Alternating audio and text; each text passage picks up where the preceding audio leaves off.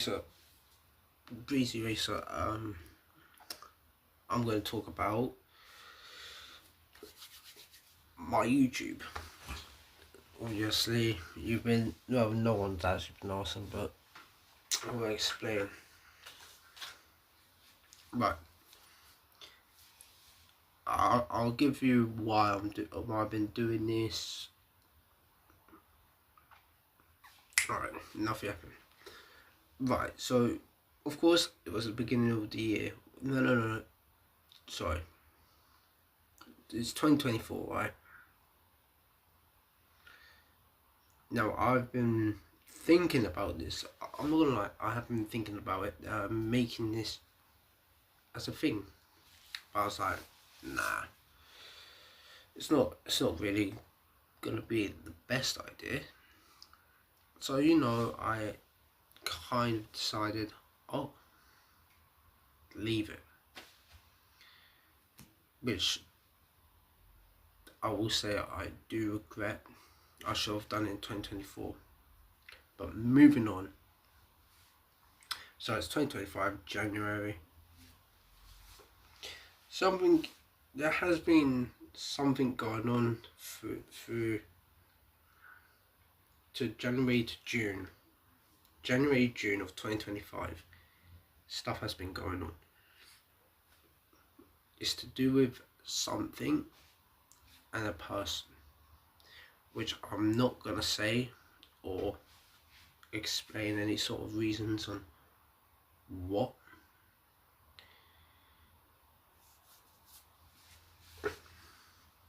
But yeah, I mean, then also my hamster died.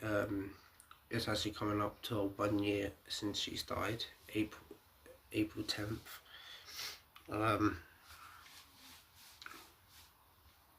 The thing is, it's like, bro, in the videos, my arm looks skinny. I don't even know why. But anyways, oh yeah, I was like, I decided to make videos for myself, like that, because I've been doing this for myself on TikTok and stuff, but because of like January, I know I'm like not keeping the story straight, but through January to June,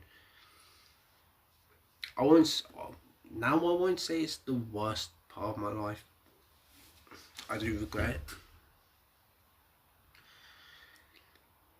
And because so much was going on, because I left, because I think it was, because I left school in July.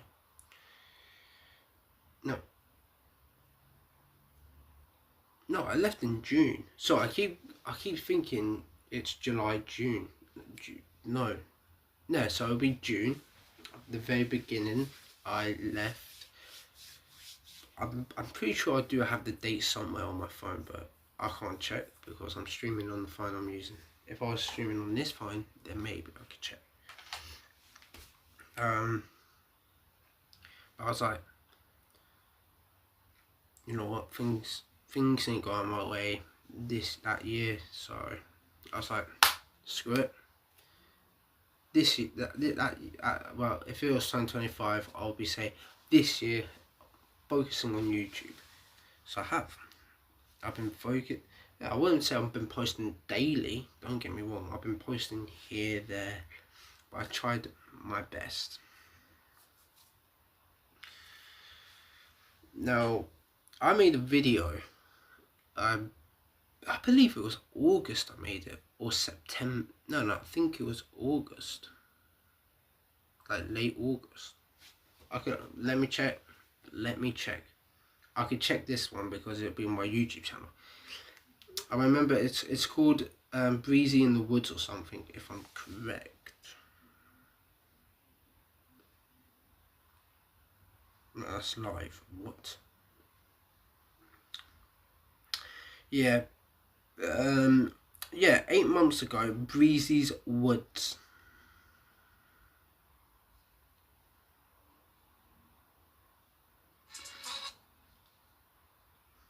Breezy's Woods. Let me check the day.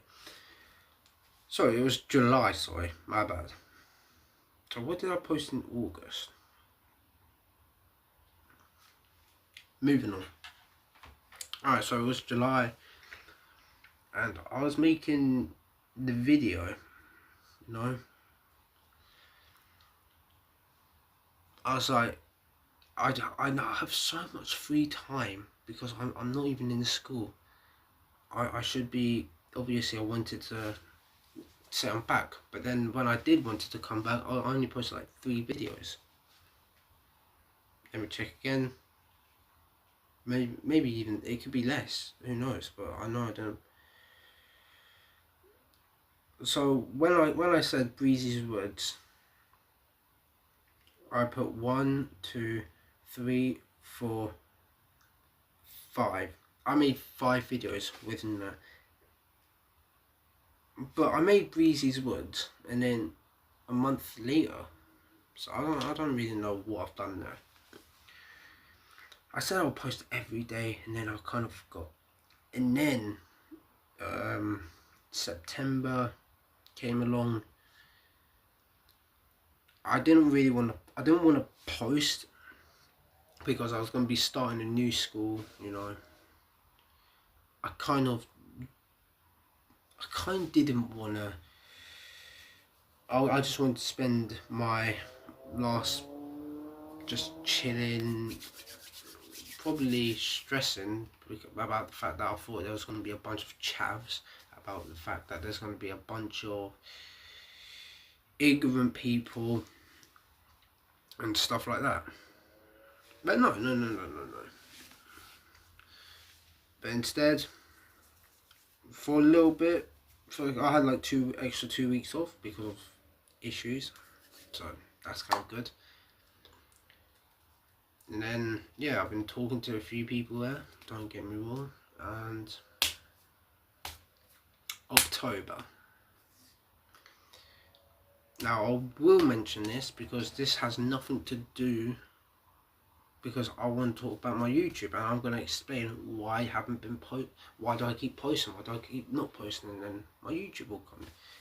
So this will be a part of my YouTube, and I don't care what anyone says. It hasn't. Well, frankly, I don't care what people think. But of course, at first it was friends for only a few days, and then because I enjoyed speaking, of course we got together and stuff, you know what I mean. So, and if I'm gonna be complete honest with everyone who's watching this, or who's been watching me, I don't even know why people would like to watch me, but I mean, or even, but I kind of abandoned this account for. I was abandoning it. It's like, don't get me wrong. When I was with this person, obviously, through October to January, I did post, but I think I posted once or twice. I'm not too sure. But I was like, because then I stopped streaming. I stopped streaming. I stopped making videos. I stopped a few things. I stopped everything and just focused on this person, you know. Now, the only thing I was really posting on was Instagram. And of course, when we broke up and stuff, it's like, okay, I made videos, right? But videos about talking about the situation and stuff, which wasn't the best idea. But anywho, now we're gonna move on.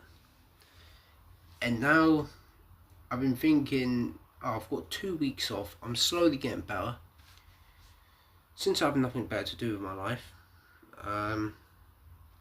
this year I just want to focus on this channel again. Back to square one. And I hope I do. But now, I had a lot of plans for, obviously, this coming up for the 6 weeks holiday, 6 weeks off. I had a lot of plans for that. But because I had to cancel so many different plans because what happened in January, I'll probably use all them plans that I had to now use this as an opportunity to post. I mean, I had probably more advantage then than what I have now, and I don't know why. I'm a bit stupid. I'll admit, I'm a bit stupid. If I left in July, no, June. I left in June. I had July, August. I basically had 4 months. Wait. July, August, September. Technically, yeah, 3 months. Sorry, I don't know, 3-4 months, because I can't really think on when. But it doesn't matter. I think it's 3 months at least. But 3-4 months doesn't matter. That is enough time. That's 100 and something days, right? That's enough time to post, but I didn't. I took too much advantage. One of the dumbest moves, mind you. Let me tell you that. But yeah. And this year, I may not have the time I used to have, but next year I will have so much time. I promise you. Next year I'm going to have so much time. I could post daily, every single day. I'll probably stream every day. I don't care. I want this year. Well, this year I said I'll do it, but I said there's more of a guarantee on not my last video, but the video before that. There will be 100% guarantee next year. This will be the year. This will be my year.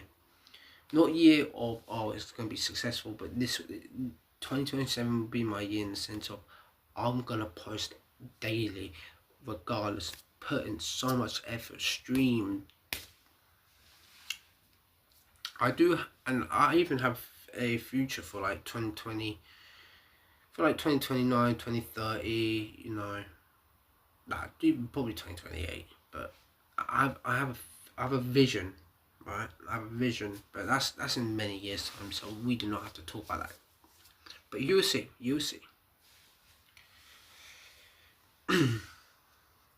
But yeah, I mean, my whole YouTube channel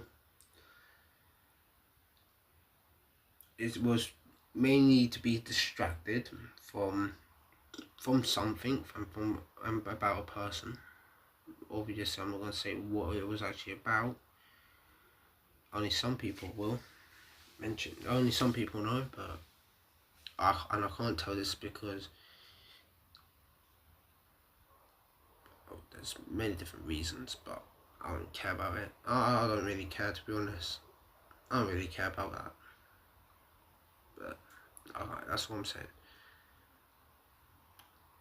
But I wanted to make sure this channel, obviously, and it did distract me. I'm not gonna lie, it did, because as the more I was posting, I was more focusing on this, you know, I'm gonna I'm gonna be somewhere in September. Now, if only I knew it wouldn't actually be bad as it will be. Now, don't get me wrong, this year is bad, of course, as expected. At some point, because I was like telling my mind, my mind was telling me, everyone's just being nice. Oh, this, that. But wait, once they're more comfortable and used to seeing stuff, things will go left. But because it took so long, I know I realised what type of people are. A bunch of two-faces, I would say. Now, I'm not gonna say why they're two-faces, but I can't say the word two-face. Well, there's another word, but I'm just gonna use the word two-face because I can't really think of another word. But as again, and with that, it doesn't bother me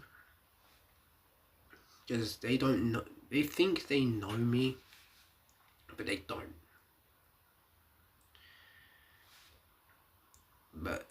And if they were in my position, my shoes, they'll start. It's like, I could go on about it, but I'm not, because this is not about that. This situation, it's about my YouTube channel, so we'll stop talking about it. And every time I seem to talk about it, I get in trouble. For what? Because, I can't get in trouble for talking about my YouTube channel. If I do, it's cooked. It is absolute cooked. Anyways, 2026, Breezy Racer. Unless things change, then I might abandon this channel again. But I doubt things will be the way it used to be. So you'll see me post daily. I'm telling you, with this 2 weeks we have, I'm posting daily. I won't post April 10th. I won't be posting due to the fact that it's someone's birthday, and obviously I'm not gonna say whose, but it's someone's birthday, so I'm gonna not be making a video. But to make it up, I'll either the 9th or the 11th I will post. I will make 2 separate videos. Now what I can do, if it's the 9th, here's what I do. On the 9th, I'll make one video for the 9th, and then for the 10th, I could. All I've actually got to do is just post a video, because I've done everything on the 9th. It's just gonna be separate. So you're probably gonna see me wearing the same shirt. The thing is, that's happened a few times. When back in 2022 or something like that, someone's asked, why you been wearing the same shirt for the past 4 days or 5 days? I was like, it's all separate. This was all recorded on the same day, but it's not actually me wearing the same clothes for the past 5 days. I've just made it separate, you know. And that's what I really hate about posting separate. It's because people don't know. So I'm just warning myself now. And if anyone says anything, I'll prove that I've said this. I made a warning, and I gave you the reason. I don't know what the reason was for posting 5 different videos for. I don't know what that reason was. I think it was because I was gonna go somewhere like for the past few weeks, so I don't really know. I'm doing it again now. Some people, no, because now speaking about the clothing, I mean,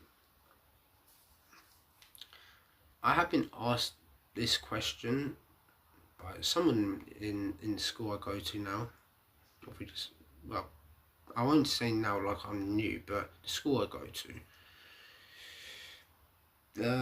I've been asked, why do I wear the same clothes? And at the very beginning, I wasn't. I was wearing different like trousers, shirts, but I was wearing the same. Obviously Adidas, and but underneath I was wearing different shirts. I think when I started, this was the no actually no when I very first started, it was no I think it was this, to be fair. But when I obviously met a certain person, it was the white shirt that I still do have because it's in my wardrobe, because that's one of my favourite shirts, but just because it's comfy. It's one of the comfiest shirts I actually own. So, but yeah, what else can I say about? But yeah, and I have to answer the question. No, and so okay, as slowly as I think it's when I was like starting to get to know this person that I was obviously being with, and I because at first it wasn't the case, but as during obviously I got together and stuff, I I think people noticed, and I was like I I tell I do wash my clothes every day. I come home. Look, this is what I do. Wake up, get changed, then go to school. Then I come home, get changed, and the clothes will be in the washing machine, and then obviously be ready for me for tomorrow, and and obviously the sun will be, because the sun's coming out. I'll probably not be wearing that anymore, because I'll be wearing probably shorts and t-shirt, which I will say I do hate, because I'm so white. I'm the whitest person. That's number one. And yeah, I feel more comfy in trousers and stuff, but it is what it is. I mean, it doesn't bother me, but I just want to be comfy. That's all. But it doesn't really bother me. Like wearing shorts doesn't bother me. It doesn't make me. But it's just, all it does is it doesn't make me comfy. It doesn't make me feel anything, you know. But yeah. So sometimes I do have to explain myself on why, and I don't know why. What, like 2022? You know what?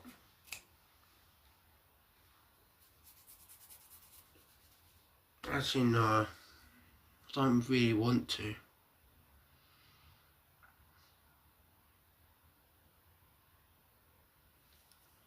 Mind you,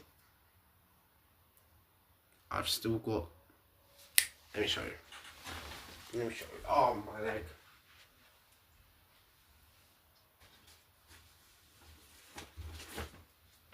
Oh. That's a drawing. Hold on. Oh, I feel old.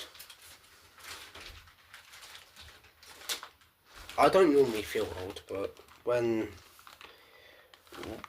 But I've been doing a lot of stuff. Yeah, look. Yeah.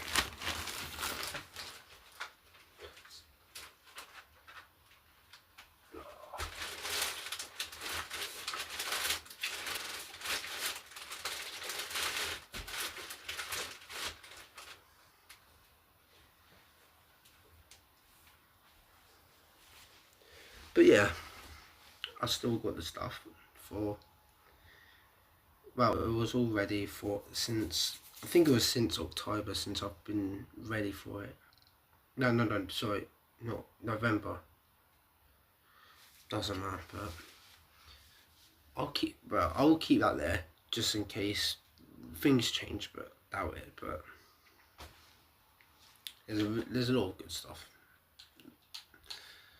Well, you know what? I've also got drawings. No, by the way, I'm not going to show you all of them.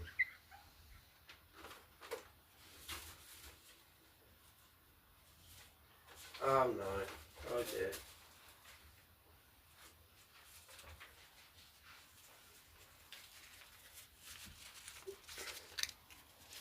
Oh, well, there's some I can't show because...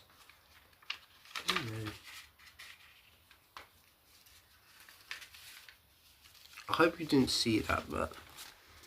Breezy Racer, Twitch, YouTube, Xbox, Snapchat. No, right, Snapchat, Xbox, Twitch, YouTube, TikTok. Oh, cannot be. Which I will be drawing later tonight.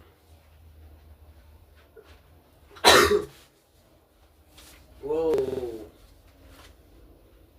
Right, this is like a show and tell. But, bro, I be doing stuff, man. I just be doing stuff, and I don't really, because now I'm done talking. I think I'm done talking about my YouTube channel. Pretty sure. No. Yeah. No.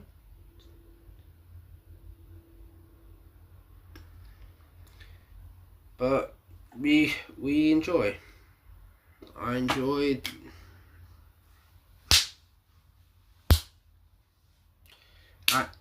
I enjoy. I'm forever thankful. Whoa. You know that one,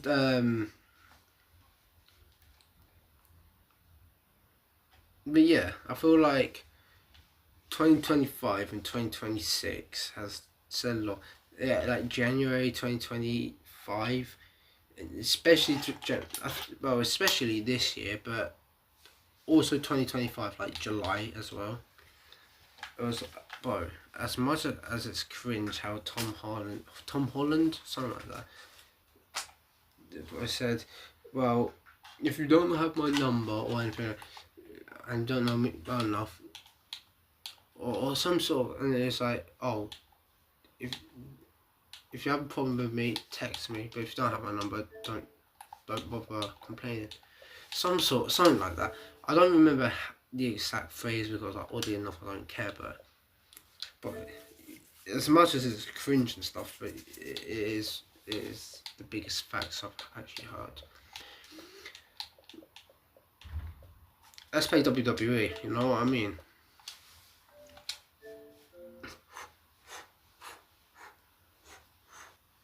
Oh, hold on.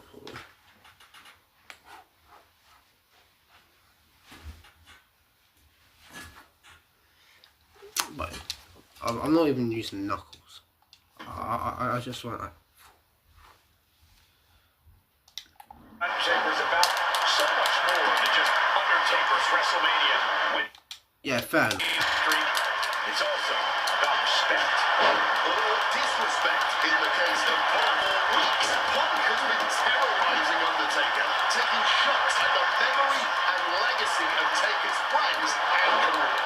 Yeah, CM Punk has been absolutely shameless. Taker intends to punish Punk for it, all while preserving the streak. Body shot.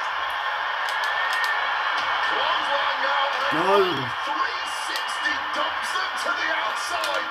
Followed up. Oh, he fends that off. We noticed the look on the Undertaker's face today, a complete focus. We also talked to Paul Heyman, who has a long history with the Undertaker, and there was some fear in his voice because he knows what the dead man is capable of. Yeah, this is a different form of the Undertaker. The Phenom has shortened the careers of many men, and those were cases that were far less personal than tonight. The Grim Reaper is out to take CM Punk's soul and sentence him to damnation. One advantage CM Punk does have here is being lighter on his feet and more spry than the Undertaker. If Punk keeps a quick pace tonight, the Phenom might have...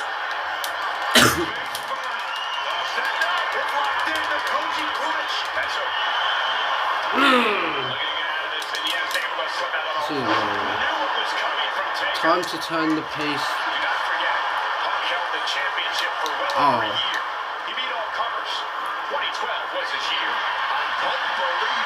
I saw this man. Look in my eyes, and what do you see? Get out, get out. The cult of personality. I know your anger. I know your dreams. I believe you wanna be. Oh, I'm the cult of personality. Like Mussolini and Kennedy. I'm the cult of personality. The cult of personality. The cult of personality.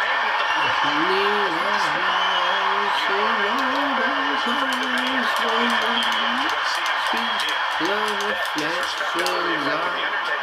You don't have to follow me. Only you can set me free.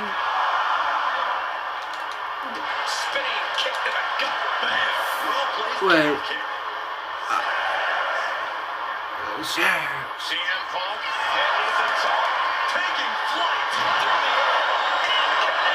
air. Right, send Undertaker into the ropes to meet him with a powerful... Oh, I don't know what this means.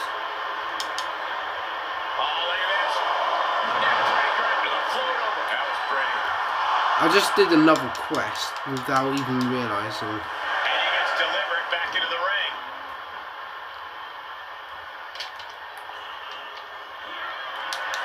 And the referee is not going to allow him to get in the ring anymore. That's what it means. Yeah, do your signature again and I'll bump clot you. Oh my days, what is this guy doing?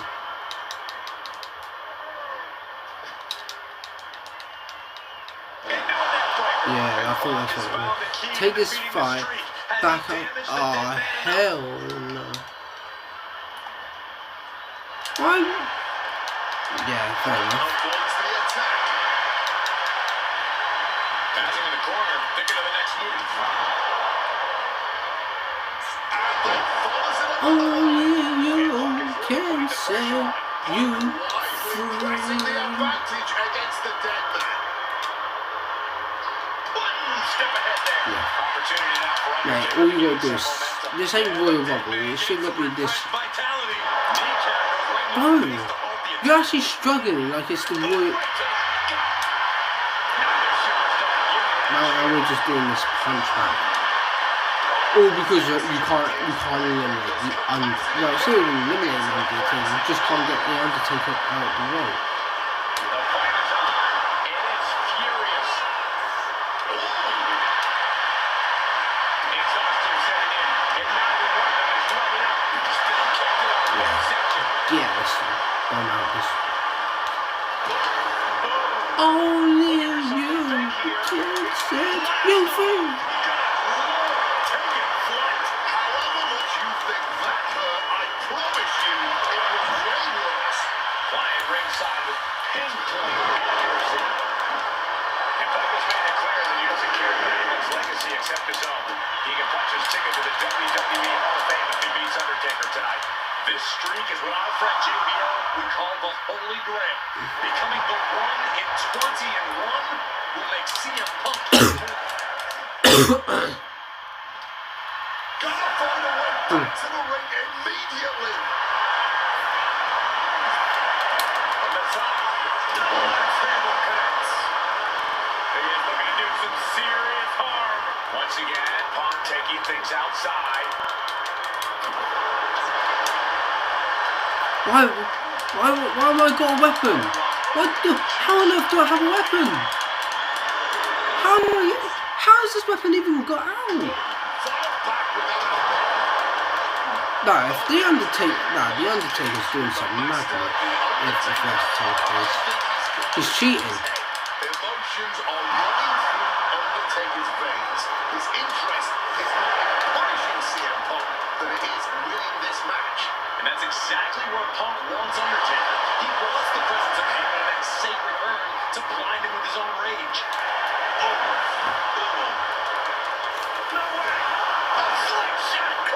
Right. A roll of the dice and it pays Under off in full. the GTS go to. Yeah, we're doing the CM Punk showcase. Is that what you call it? Oh, but this guy's a bum. Like, bro, you. On track to be an all-time WrestleMania classic. Punk and Taker keep one-upping each other. That's exactly. CM Punk. Wait, he's just gonna punch you. GTS. Is it enough for Punk? CM Punk walking in the Anaconda vice grip. The dead man.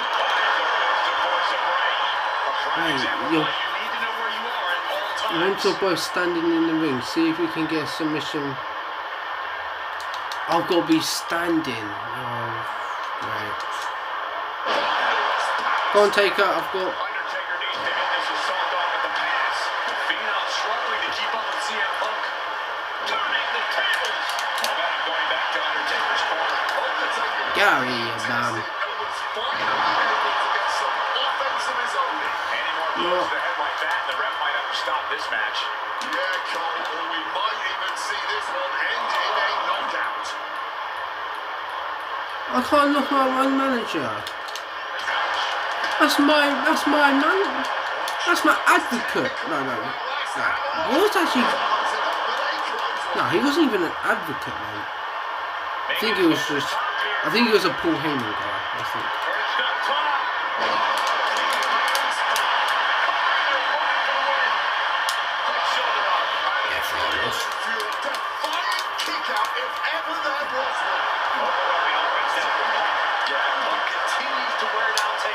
I'm gonna take a life from that face.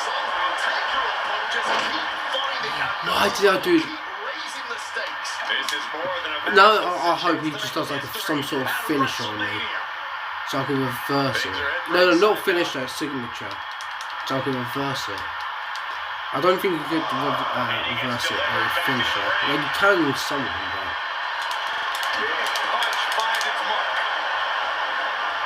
Into the corner. What could be next? Strong counter from Punk. Punk lifted up. And he countered.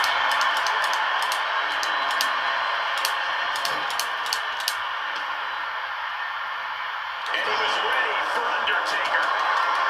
Yeah, we'll go to the top rope. Let's go. On the line here, scaling the ropes. Using the sharp point of the elbow. Clearly some intent behind these attacks on the body. Point of the elbow finds the mark. Lands the elbow. Kick gets caught. Counter upon counter. Great minds thinking alike. Sheesh, a painful looking shot. The dead man facing some danger. Smothering offense from Punk here. Undertaker. It's a bit too late for him to do a choke slam. Oh, I hate when that happened. Guys, CM Punk trying to do something here that no one's been able to do. Beat The Undertaker at WrestleMania. Now grab for that choke slam and inadvertently perhaps the referee gets dropped. Hit on CM Punk. Shoulder up before the count. How this match is still going on defies all reasoning. Punk now lifting his opponent up. The golden sleep GTS from Punk. Changing his mind. It's all in your hands to put. He's able to beat a 2 count. His opponent Wait, I've got to beat CM Punk. frustrated right now. And Undertaker telling the crowd to watch him. It is beyond electric. No, I do know I've had to beat The Undertaker. A big blow to Punk's head. The dead man fires back with a crucial elbow. Sweet dreams coming. To sleep. Busting out the heavy artillery. And into the cover. What a kick out at 2. Defeating the dead Fair enough. is no simple task. And now you've just made him angry. CM Punk thought that was enough. We thought that was enough, but somehow it didn't earn the 3 count. What a raucous crowd here tonight. Averting damage there, reciprocating the initial reversal. I'm gonna try to. He's got a mind to count out rules as he heads ringside. Bro, this should be a Brock Lesnar showcase, like what?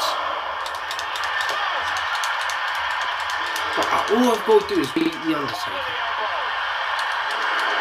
But, yeah, fair enough. Rolling me up. Wait, do I have to be... Can I be...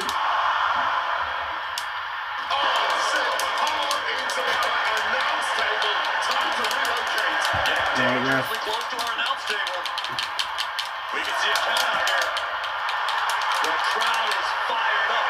Undertaker is fired up.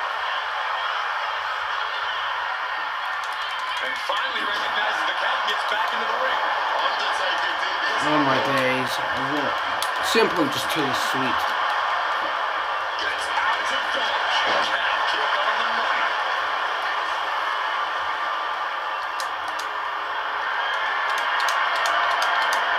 Gets left into position. To secure the number. And he fights it off. He may not have too much left, but at least he had enough to kick out there.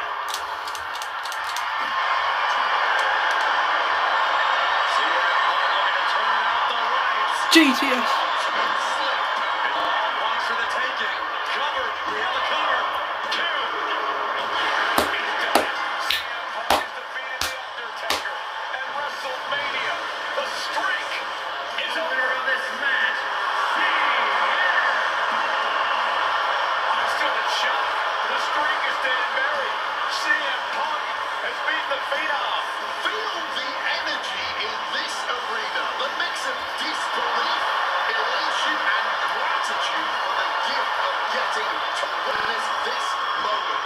CM Punk stole the whole damn show by stealing a win off The Undertaker here at WrestleMania. Congrats.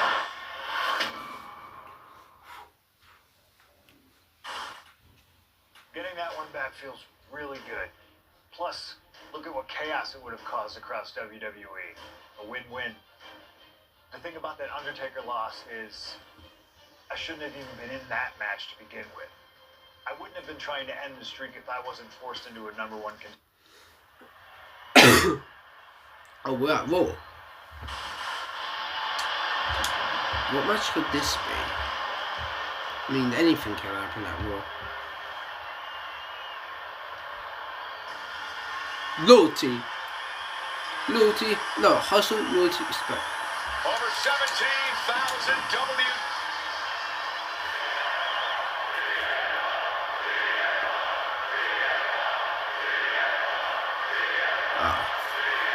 The winner of this match will go on to main event WrestleMania, taking on The Rock for the WWE Championship.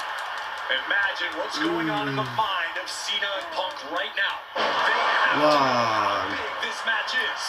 This may be one of the biggest matches we've ever witnessed on Raw. Something to note about tonight's contest. Cena putting a shot on the line. There's no title up for grabs, so that means there's no championship advantage. Cena can lose his spot at WrestleMania and he gets counted out or disqualified. CM Punk knows he can beat Cena via pinfall. He's done it before. But the question is, would CM Punk try to earn a victory the less honorable way with the WrestleMania main event hanging in the balance? I know the Punk we've seen as of late is a bit more cutthroat, a bit more underhanded, but I believe if the stakes this big, CM Punk still wants to put his name into the history books the right way.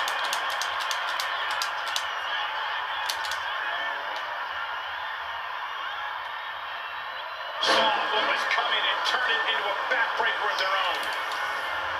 This all started one of the biggest matches in history when CM Punk defeated John Cena for the WWE Championship at Money in the Bank 2011 and walked out of WWE with the title in his possession. And here we go. Locked in! It's locked in!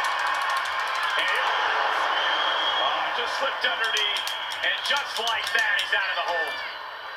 Oh, I've got to do it while standing. And a well-timed counter.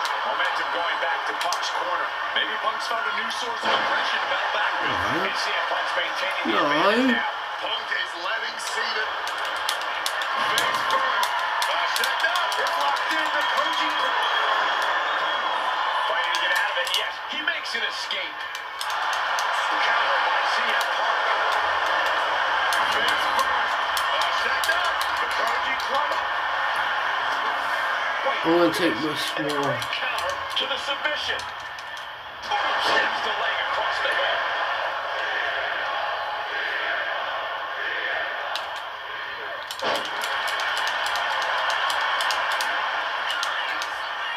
Oh man, what a Hurricane Rana. I'm still in shock they were able to jump that high. Sent right into the corner. Scoop slam. Ascending to the top rope. From the top rope. Punk avoids the attack. Clubbing blow. Punk is never one to mince words, but he has reached a new level of trash talk tonight. He called himself the single most important superstar of this era, an icon among superstars. He even said, I am God. Well, CM Punk has definitely earned the moniker of the best in the world, but some of what he said earlier this evening crossed the line. Punk talks business, but Cena, he means business. The franchise said he will deliver tonight. No excuses, no second place. Two completely different attitudes coming into this Practice match. makes We'll see perfect. which man This lives up to his word by the end of it. Oh, what an axe handle. Spinning kick to the gut. Whichever man comes out on top, you can be assured they will be a formidable champion. Both have become record-breaking title holders in WWE. Hard to dispute that, Michael Cole. Cena is the only First up top, off the mark.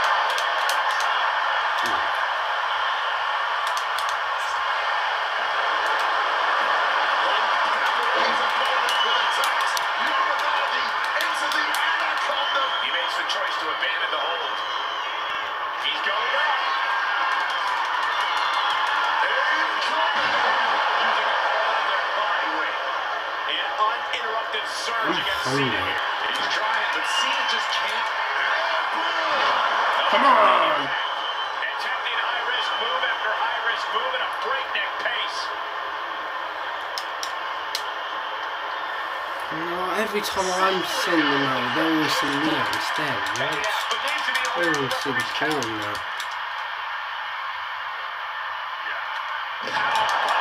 Cena coming back into the ring now.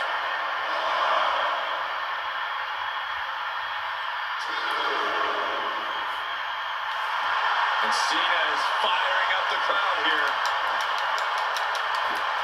And that'll put an abrupt end to his little one-man show.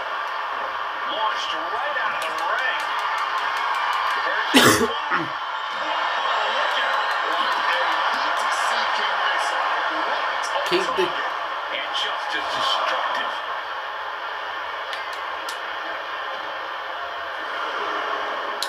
Big top height on that kick. And now this conflict has found its way right by our announce table. In another minute, the chaos could be right on top of us. I get hit with a GTS. You're running low on storage.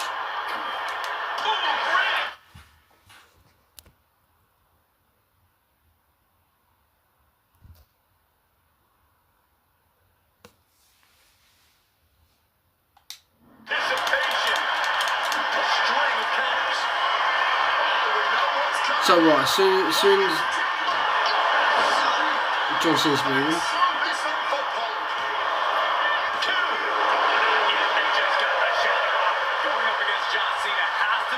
no chances. He's able to kick out like that. Unbelievable. And Punk might have just swung for the fences, but it wasn't good enough. Down on the jaw. Bite your tongue to that. CM Punk is extremely confident tonight. He has beaten John Cena when it counts on multiple occasions over the past 2 years. And he had Rock all but defeated on more than one occasion. Double rectangle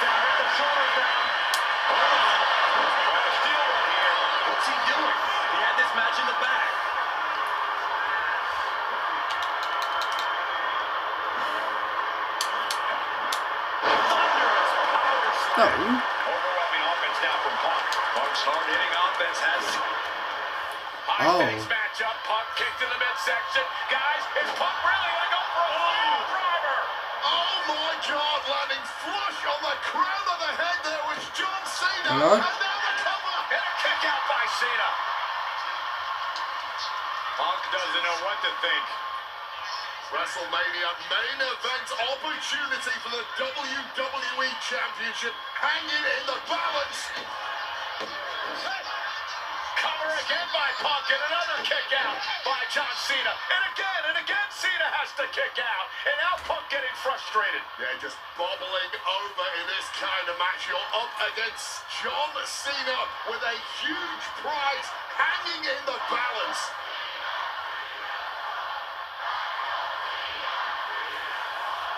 It's as though the frustration has Punk coming apart at the seams. What is Punk looking to do now? Making a climb to the high-rent district. Taking a lot of punishment in this matchup. Punk now from the top rope. Classic Punk. Nobody home. Cena out of harm's way. Cena with Justin. What the hell is Cena doing? Hurricane Rana followed by an AA. Is this going to punch Cena's ticket to WrestleMania? That had to be the nail in the coffin for CM Punk. WrestleMania main event dreams are hanging by a thread. Here we go. We've seen it once, we've seen it 1,000 times. It always works. Look out. Driven down hard. I absolutely love this. WWE fans are pumped. You can't see me. Managing to evade a present CM Punk with a quick movement. He connects. He's not done there. He's locked in. And he's releasing the hold. I guess he might have something else in mind. Here. CM Punk looking to end things here. John Cena won't come back from that. Punk is going to WrestleMania.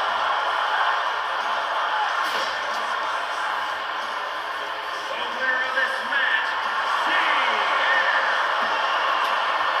Cena tried here, but he just couldn't shake Punk's confidence in this one. Punk is heading to WrestleMania, and it has to be an added bonus. He's still undefeated against Cena. That damn Rana has haunted me for years. Not anymore, thanks to you. The only reason I... Elimination Chamber. Yeah, but what year was this? I think this was against.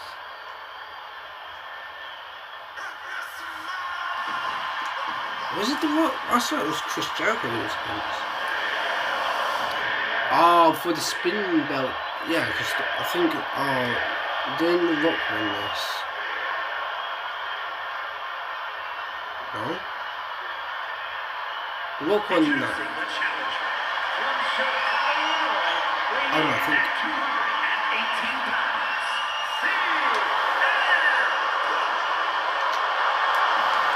My brain's been dead so. I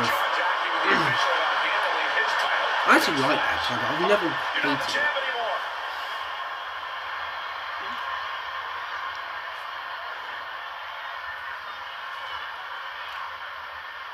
CM Punk, he's won 3 World Championships, 2 WWE titles, Tag Team titles, and also the Intercontinental Championship.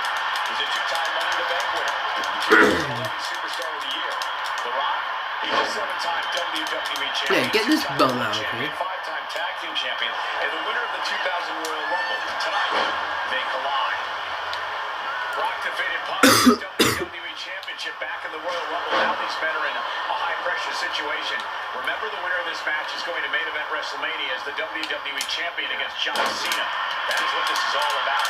And out of all the memorable moments the Rock has had, he called that title win, quote, the greatest moment of my career. When you gotta understand, The Rock has sold $1 billion in box office sales, and he came back here. How do you... I hate this. He loves his business. Just, And he goes right, fair crashing to the enough. Just send me out outside. the ring. Looks like he's got something in mind for ringside here. Counter. He knew just what to do. Yeah, you know what? Let's taunt you. And Punk clearly ready for a fight here. Ooh, spinning kick to the gut. And Paul Heyman ringside, you just know the wheels are turning in his devious brain. Face first. Pure instinct and get to the ropes. Capture. Face first. Send up. Koji clutch. A little back and forth here as The Rock breaks free. He ripples out of the danger zone there. Oh, how many you want me to do? Catches away. Series of counters here. Who will finally capitalize? Holding the knee used to great effect. And with that, Heyman looks on with glee. Oh, back in this Yeah, Heyman makes Void. Looks like he's coming back in. Oh, the elbow connects. Corey, do you sense any nerves coming from The Rock? Yeah, just a little bit, and that's to be expected. Will Bron Breakker, when will Bron Breakker get back? Will Bron Breakker turn on the whole vision? No, why would they turn? For working with speed. No? I don't know. I don't think The Rock is ever one to question himself or his ability. And Rocky not going to allow Punk to gloat around with his title any longer. Waits his opponent. Spinebuster. And as No, hell no, get the spine out of that was just vintage Rock. And man, did he need just that against Punk. Oh, get the cameras ready, ladies and gentlemen. This is why you buy a ticket. Punk dodges out in time. And one thing the champion never normally has to worry about is getting disqualified. No matter how much Punk infuriates him, The Rock has somehow got to stay within the ropes. And that has likely been leading to a less aggressive Rock, Corey. I think Punk has played his card beautifully, and the stipulation has taken Rock out of his game plan. Well, this title means so much to The Rock that he doesn't want to do anything to lose the title. But by trying not to lose it, he can't lose it. This is not going to be nice. This is going to be nasty. It's all about winning, no matter what it takes. Superplex! The Rock is. Go big or go home, folks. Moves like that are how you become a champion. What the heck is this manager doing looking under the ring? He can't be acting like this. Come closer, Rock. From way up. Oh, malfunction at the junction. Punch. Oh, we're doing this. Defense is on shot with this series of advantages. Just teaming up with that fight for everybody. Reigns' competitor shows any signs of letting up or slowing down here. Going to the top rope. What's his plan? Watch out. Slips out of the way. Oh, belly on. Spin kick to the midsection. Neck breaker. A float over. That was pretty. From the top. I cannot attack the Rock on top of the ropes when he's standing. Like, bro, he's just doing the most. That's cool, mate.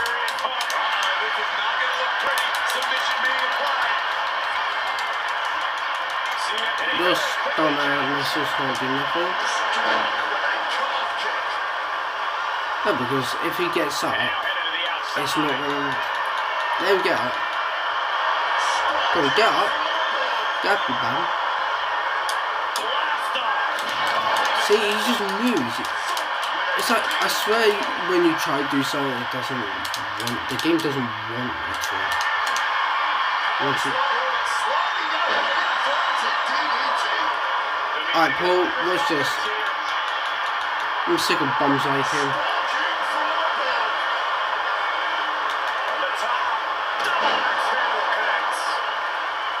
And we've got one, right? And another climb. He's making a statement.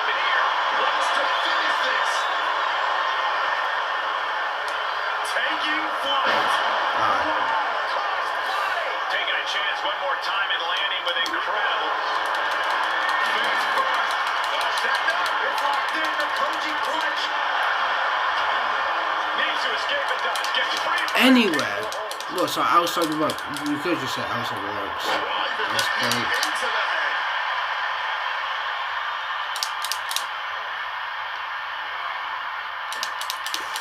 Rock. Must dive down hard.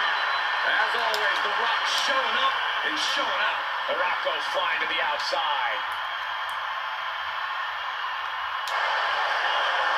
Face first. Set up. Koji clutch locked in. Once you got the rock down, tie him up with another ground solution to remind him that you're... What a barrage of stops. And Rock is feeding off the WWE Universe, inching closer to WrestleMania. Strong. Once you got... He goes back into the ring here. Got it back to the count. The seconds are ticking away. Using the ropes to devastating effect. Like a missile through the air. Punk scaling the turnbuckles. Perched up top. Diving knee drop. And here we go. Locked in. It's locked in. And here we go. Oh, just slipped Now out. take this And just out. like that, he's out of the hole. Mate. You gotta be joking. To the leg, takes the Oh opponent no. down, now twisting them up like a pretzel. Pin attempt. And the champ can't keep the shoulders down. Nope. Opponent tied up, but shots to the temple with elbows to the face.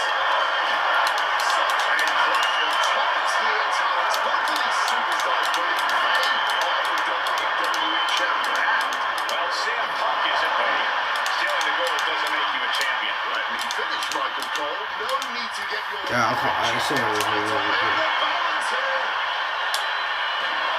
And he kicks out of the pin at one. Ooh. I got a bit too comfortable there, I should. Slightly, it seems. Looks like The Rock is locked in on his opponent. Once again, Punk taking things outside, and he's going to the outside, which will start a count out. This match drifting even closer to us now.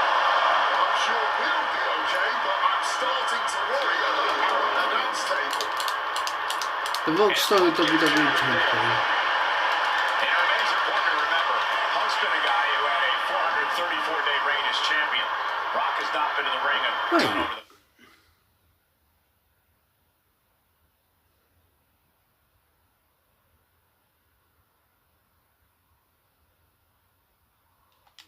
past number of months, so CM Punk wants to take advantage of that. That is such a good point But there. this... Uh-oh, sweet dreams coming!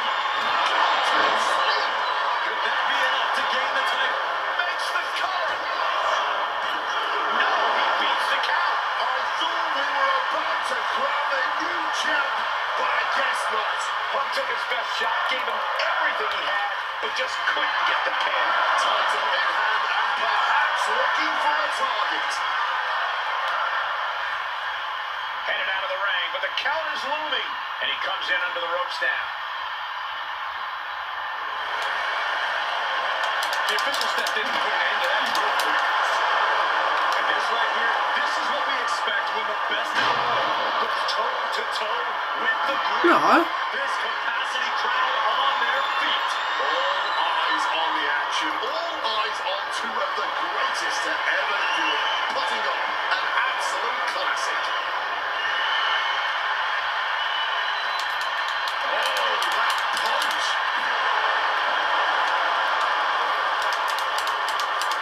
Smack on the back of So the how do I get the Rock to take... Millions are about to experience it. Full head of steam.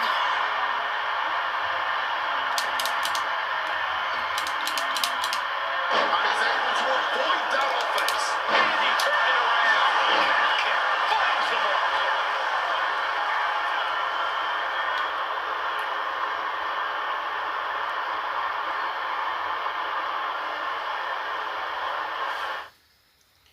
I'm gonna be dumb because I don't know what this means. Like... Tip. Press...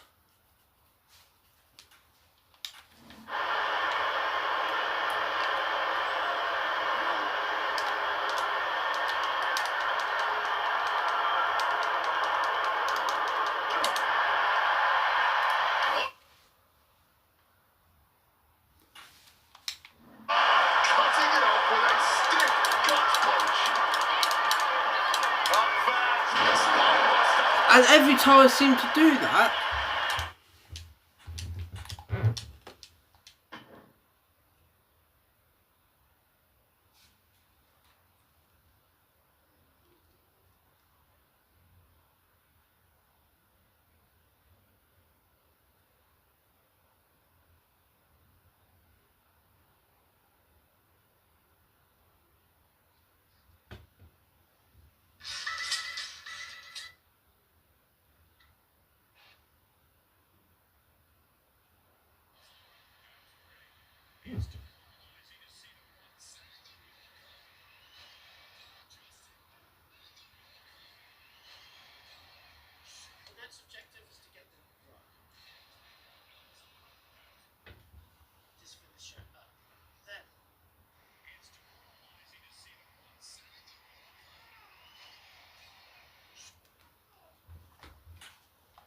oh, The millions and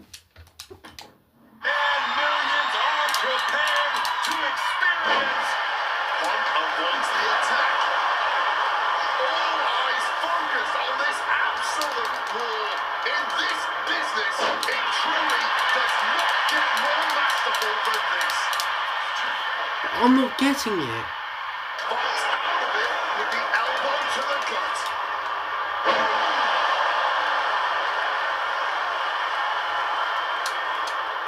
Legs caught. The Dragon Scream Changer. What this? Going to the top. Oh, this stupid controller. Here we go. Knees up. Got the knees up just in time. Able to slip out of that situation. Yeah, fair enough. Huge kick connects.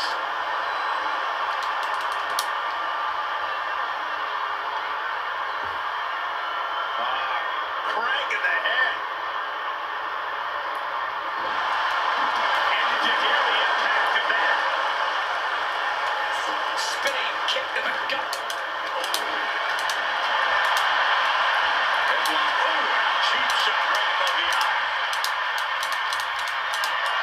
Whether that scoop slam, the drop behind, and now reversed into an inverted DDT.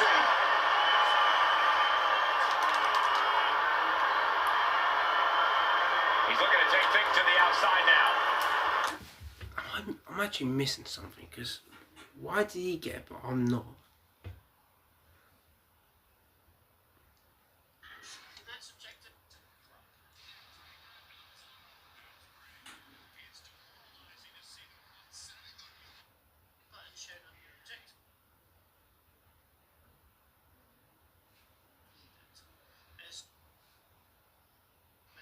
Outside the ring, in case The Rock does any signatures or his finishers on. And you can keep going in and out of the ring to break up the count if needed. As you might have to let The Rock beat on you until he gets his finisher up. Then, when you are ready, hold the two buttons shown on your objective screen on a front facing The Rock.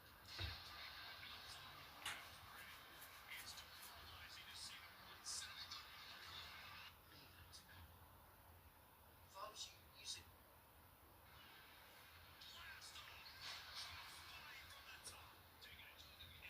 the next two objectives will show up. You'll have to beat The Rock more, but this time outside the ring. And you might want to keep outside the ring to prepare for the next objective, as it's a tricky one to pull off. You have to do the Rock Bottom, which involves you using the steel finisher signature move. The requirements to do that is you have to have a full signature bar, and The Rock has to have a finisher in order for you to steal. So that's why I recommend you do it outside the ring, in case The Rock does any signatures or his finishers on you. Then you can keep going in and out of the ring to break up the count if needed. As you might have to let The Rock beat on you until he gets his finisher up. Right. In showcase mode. Oh my days. I've got to let The Rock have... But what does it got to do with the title? Roundabout, not sure how they're going to use it though.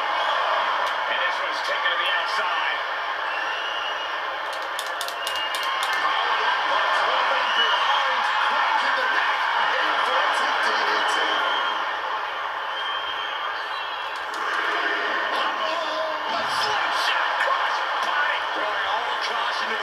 I've got to let them not beat me a few times. CM Punk brilliantly serves him right for running his mouth. Whip back into the ring.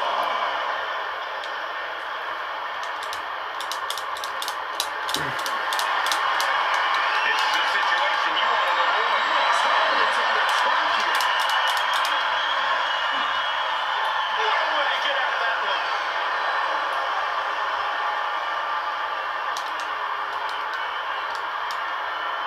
Incoming. And he exits the ring. No, I'm calling a fight Watch the here. count.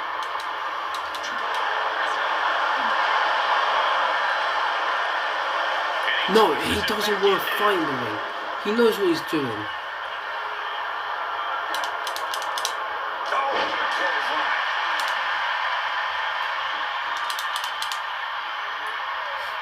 Wasting no motion Just- on the count.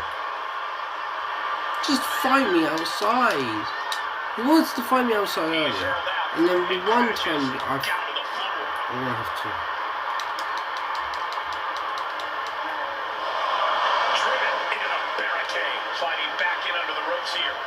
Taking things to the outside, but gotta make sure to heed the official's count.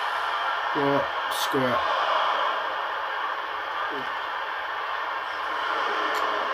Look, you actually deserve. Looking to go up high. From the top. To the air. And connects. Fueled by emotion, doing whatever it takes to take out the competition. No, I'm going to call Great him. display of confidence, but he doesn't want to give his opponent added motivation. Serves him right for running his mouth. Oh, straight into the ring post. The Rock with some good timing here. Caught in a bad spot. Face slam. Barricade. He needs to get in the ring Oh, yeah, before thank- the count runs out. Oh yeah, because if he won't get the championship Triple because attack on the knee.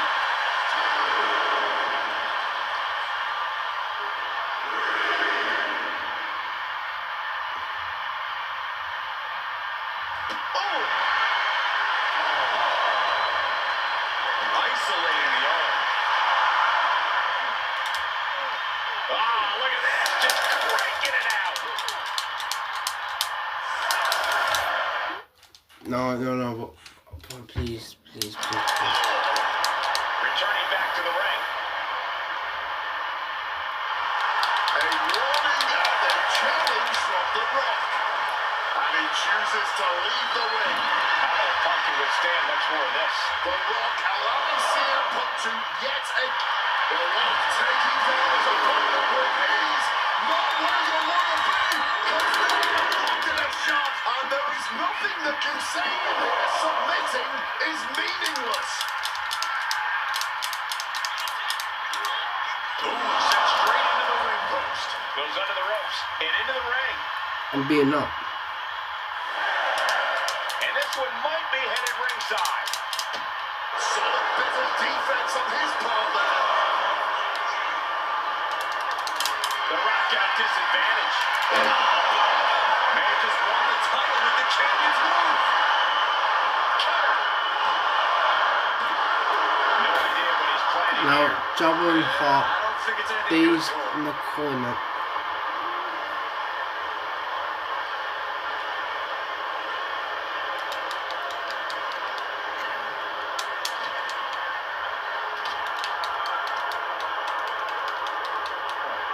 Gets driven in. And now Punk unloading. Realizes the opportunity to win the WWE title is there. Look at Heyman with the official. Distracted the official, and the official inadvertently blindsided, followed by GTS to The Rock. Punk is going to Mania.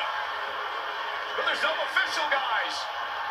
I mean, you could have counted to 20 already. There is no low CM Punk won't stoop to. Blatant cheating. Cover. New champion coming.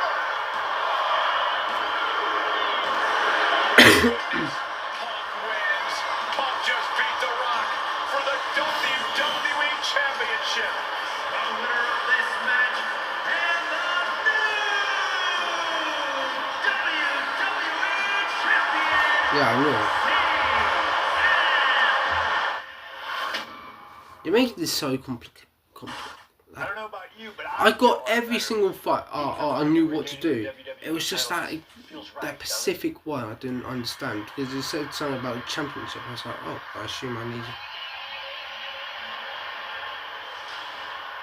Oh no, it's the Beast Incarnate Brock Lesnar. Jeez, look at CM Punk with that hair. That's Joe Hendry. Better not be Joe Hendry. It's the best versus the base. CM Punk taking on Brock Lesnar. This is a matchup fueled by passion, ego, jealousy, and betrayal. It all started with Paul Heyman's backstabbing betrayal of Punk to align himself with Brock Lesnar.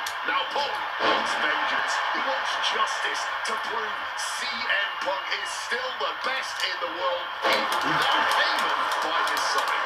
But Without him, Heyman says Punk is nothing. Then he leveled up by moving on to Brock Lesnar. Oh! Heyman and Lesnar are bigger and better. This is when Putting his CM Punk Paul business Heyman to became. rest here at SummerSlam. Yeah, I remember this. Inciting words from Paul Heyman and CM Punk recently. Quote, here's the harshest truth of them all. I betrayed you because without Paul Heyman, CM Punk is not the best in the world. The paradox Yeah, I here know is what that I this is. firmly believe when Punk and Heyman are aligned, CM Punk is indeed the best Yeah, in the world. don't make it But wrong. right now, that title belongs to Brock Brock. Lesnar. And you know what gives him that slight edge? Having the greatest mind in sports entertainment standing in his corner. Yeah, Brock. wants to finish this. He is looking to do some serious harm from the top. So, Impressive start for CM Punk, starting to chip away at Brock Lesnar. Size, weight, MMA expertise. What advantage? Twisting crossbody. What a move. Showing reckless Focus on Brock abandon. There was Lesnar. every chance that could have gone wrong. But instead, it was okay. right on Focus the on money. his legs so he can't do enough. Leg being Brilliant. manipulated with Okay. that maneuver. Corey, I know earlier tonight you said a no DQ environment favors the Beast, but I think this stipulation may just be the saving grace for CM Punk this evening. If Punk can grab a hold of something at ringside, it can be an equalizer. I will concede that if Punk can somehow keep Brock from using weapons while wielding one of his own, he will have the advantage. But consider this. Brock Lesnar now has illegal holds at his disposal. Brock Lesnar can now use his inhuman strength to swing a steel chair at CM Punk or throw Punk to a table.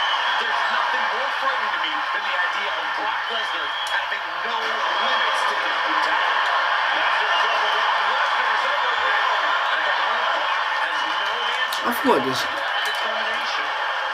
Oh, not quite what Brock intended. Man, no place captain. Making a hasty retreat Get to up, the Brock. outside. Some may consider this Yeah, come on, come on. but I personally think it's strategic thinking.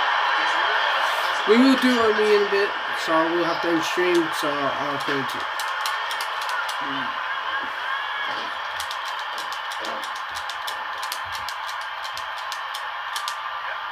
Eats a punch to the face. By finding a way to slow his opponent's assault down. He's able to stop that on rush. Come on. Now looking to cap. Yeah, continue doing these controls. Okay. Capitalize. staggering to his feet, but he won't like what's coming next. Counter. Saw it coming. And he found that opening to fire back. I'll Has to cool. push now. Go on. While the window's open. He's headed out to the ringside area. Oh, God. That might have punctured something. And now is as good a time as any to retreat from our announce desk, as it doesn't seem okay. like it will be long for this world. So much disdain in each of these shots. Something about this is starting to feel way more personal. And Punk is really putting the pressure on. Somehow, Punk has Brock Lesnar on the back foot here.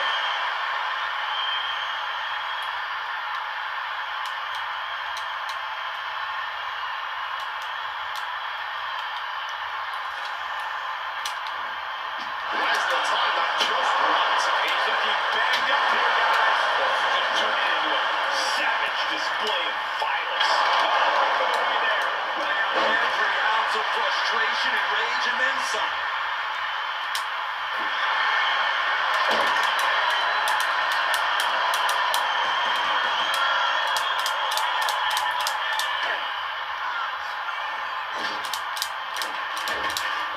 And he evades Seville Smith. Brutal impact.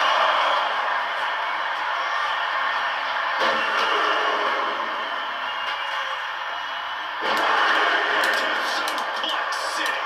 Hulk absorbing some brutal offense from Brock Lesnar. Quick escape from danger there. And this is so often the case when a man faces Brock Lesnar. Punk finds himself taking perched up top. Oh, he paid for that high risk.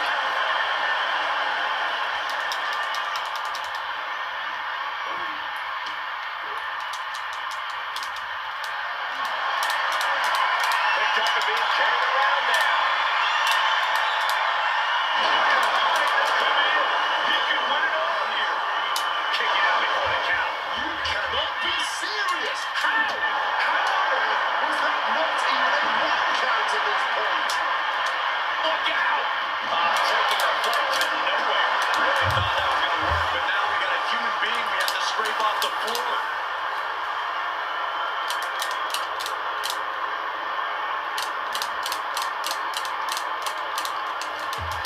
He's got him now. Double underhook suplex. He quickly slides into the ring. Lesnar looking to bait his opponent into making a mistake. You know, I'm really curious about the versatility of shows. Brock getting out of harm's way. Knee straight to the gut, stays off the attack. High rent district for CM Punk.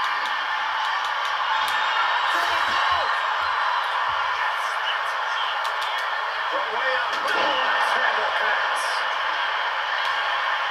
Again? He's making the climb again? I can't believe this. Flying. Crossbody. Taking a chance one more time and landing with incredible impact.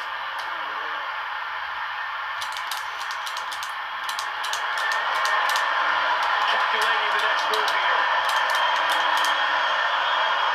Shoulders in.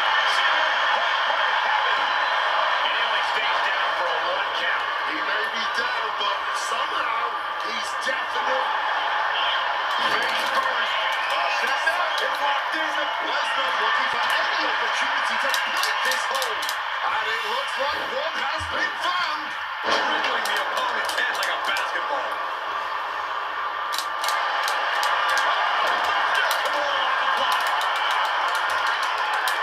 CM Punk on the verge of submitting. This is didn't have much time before his arm snaps. Great job fighting out. Connected hard with the drop kick. Oh, go away, Paul. Oh, I was going to submit as well. Two aggressive stars, so well matched, not in terms of physicality, but mentality. Hard-hitting drop kick finds its mark. And now he's heading out of the ring. Of course we keep backs on the ring, in case a bigger game breaks out. How have I managed that? Literally battling Cruz right there. Gets out of the way. What's going to happen now? This is certainly an effective use of a foreign object. Coming back from the outside now. What a clothesline! And the momentum clearly against Brock. Trying on bar. Trying on a submission holding. Trying to get out of the submission. Oh. And does.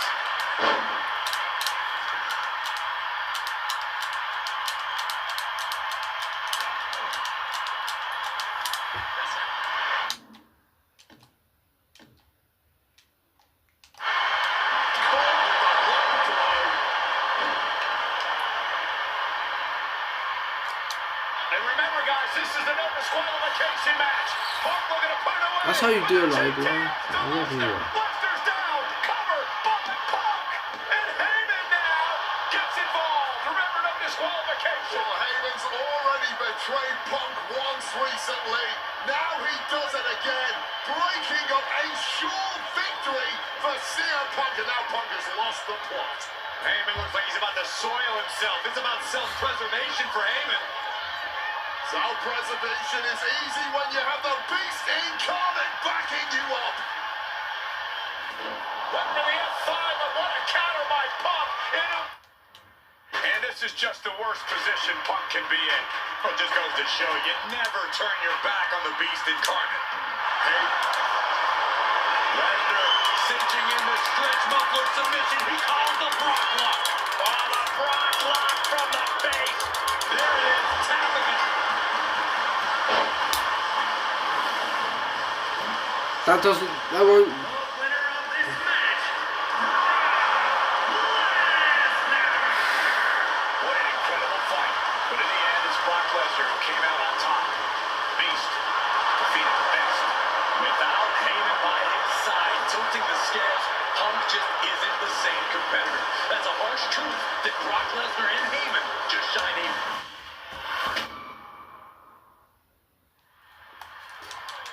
So I've got to do all that again because I've been submitted. So It's the best versus the base. CM Punk taking out Brock Lesnar. This is a matchup fueled by passion, ego, jealousy. can't really do much, can you? Starting with Paul Heyman's backstabbing betrayal of Punk to align himself with Brock Lesnar. Now Punk wants vengeance. He wants justice to prove CM Punk is still the best in the world, even without Heyman by his side. But without him, Heyman says Punk is nothing. Then he leveled up by moving on to Brock Lesnar. Heyman and Lesnar are on to bigger and better things after putting his CM Punk business to rest here at SummerSlam. On table. Big Lloyd in hand, and you have to imagine a sinister plan for what comes next. He's looking like Oh, now they've on table. that stick in hand. I truly believe that if CM Punk wants to stand a chance tonight, he needs to remove all focus from Paul Heyman and concentrate squarely on Brock Lesnar. That's easier said than done, Wade. Punk and Paul Heyman take off. Hammer strike. Here we go. Splash. Massive. Fortune favors the bold. These risks could be a winning strategy.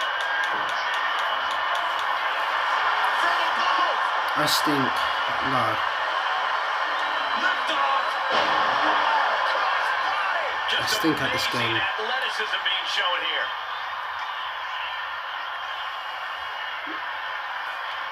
I'm too busy reading. Something to note tonight, Brock Lesnar is dominant but beatable. He lost his return match after a decade away to John Cena. He goes for the cover.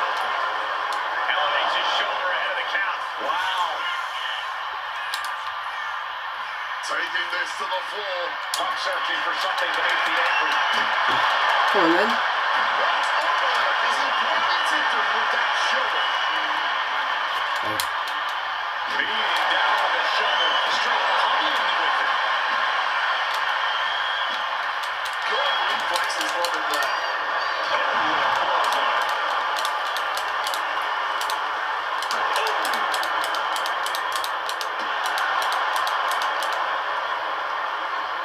Counter.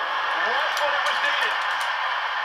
Corey, I know earlier tonight you said a no DQ environment favors the Beast, but I think this stipulation may just be the saving grace for CM Punk this evening. If Punk can grab a hold of something at ringside, it can be an equalizer. I will concede that if Punk can somehow keep Brock from using weapons while wielding one of his own, he will have the advantage. But consider this. Brock Lesnar now has illegal holds at his disposal. Brock Lesnar can now use his inhuman strength to swing his heel. Brock's got the cover. Perfectly executed submission hold. Locked in deep. Will we see a tap out? Good luck getting out of this. I guess that's one way to do it.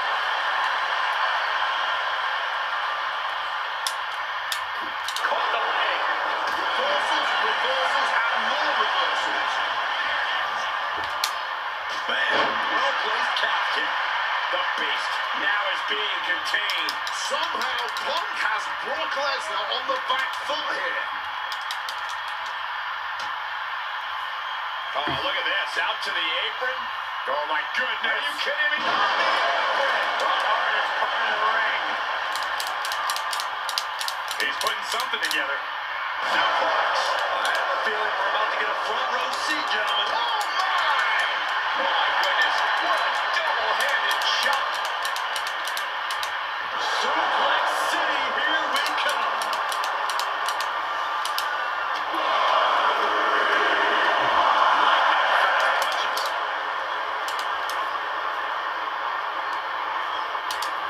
He's looking for an implement of destruction under the ring. Get ready for chaos. The chair is coming out. Oh, God, trying to get into the ring now. And Lesnar is clearly looking for a fight here. Going outside. What's he got planned here? Lesnar on the wrong side of that exchange. Oh, corner the chair to the kidneys. Brutally swinging that steel chair. And what need is there to go looking under the apron like this? Not a good spot to be in.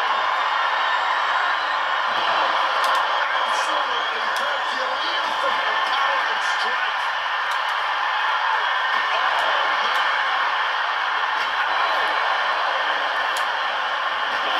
Chair shot delivered. No doubt about it.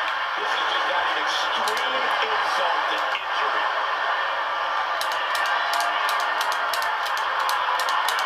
Swinging that damn steel chair without a care in the world. Back in the ring. And wait a minute. What's the manager doing under the apron?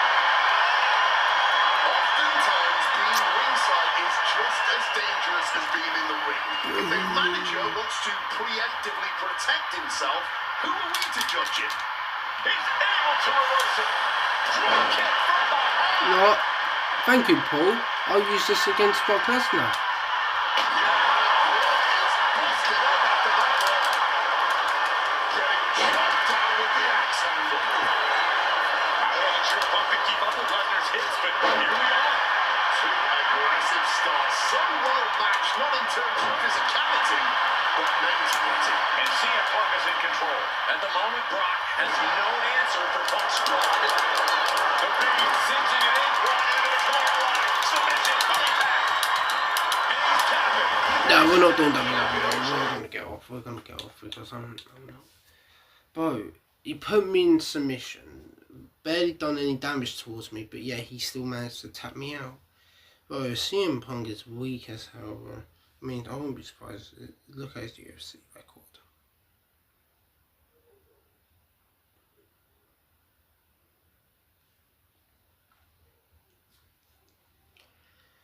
Neon lights, no more burn, and the leader speaks, the reflection lies. You won't have to follow me, only you can set you free.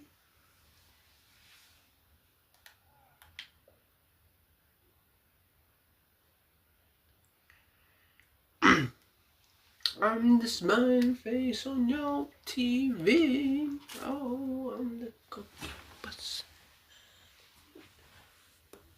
Ooh.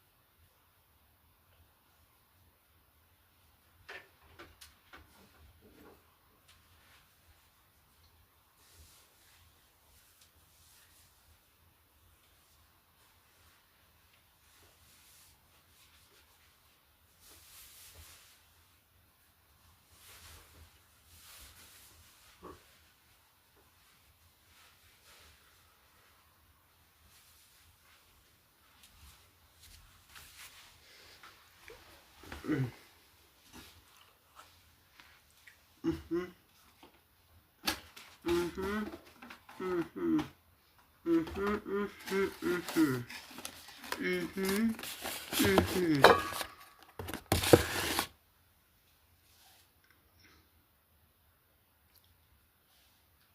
I don't know what that's about, I'm not gonna lie.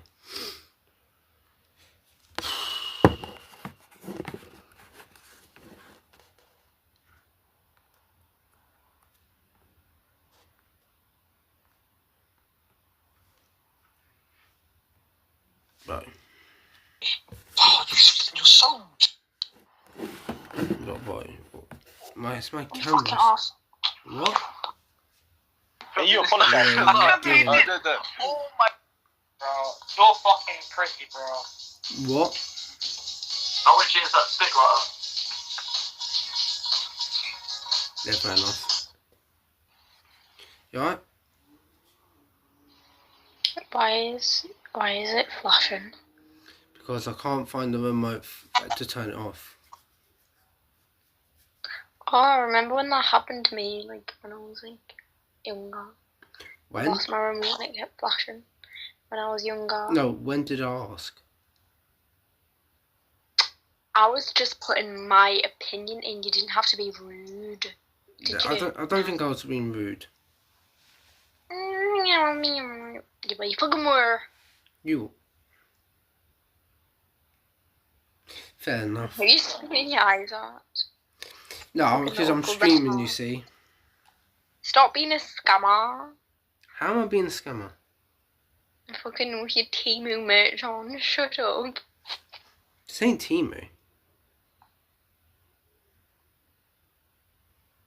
What? I like the lights.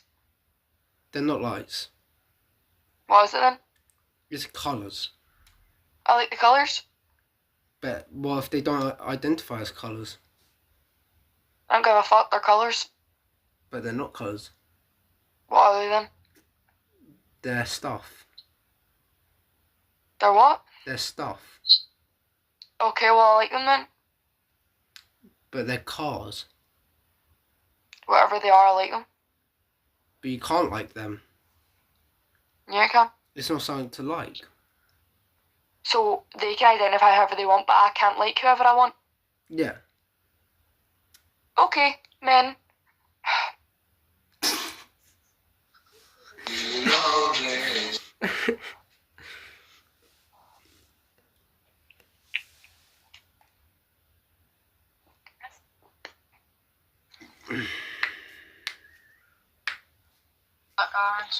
Nobody asked. I forgot you said, but you didn't. Hi. No, hi. Can I see your bum hole? Yo, chat, I don't even know what this is about. Please, can I see your bum hole? No. What? Please. Mate. Don't be like that.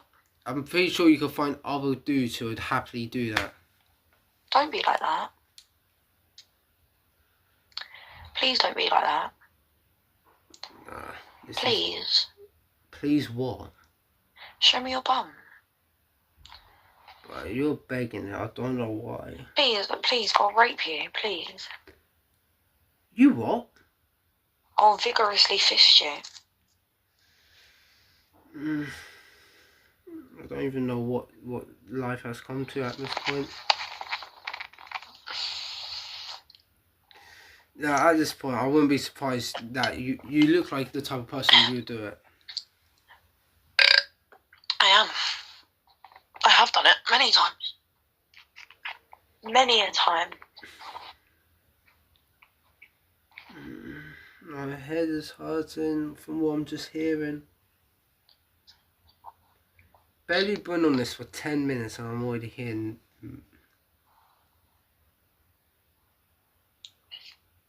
Oh, hell no.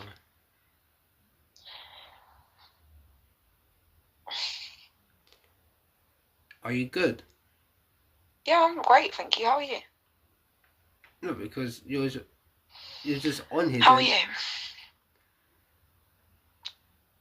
You're on here doing nothing. Okay, what are you doing?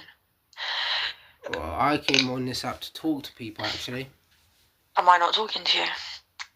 No, you're just sitting there burping. I'm literally talking to you right now. Yeah, because I made the first. No, I did. I said hi, and you went no hi, and then I said, "Can I see your bum hole?" This is. Yeah, but you went quiet afterwards. No, I didn't. Yes, you... Show me it. Show it. No, ask. Skip me and you ask someone else.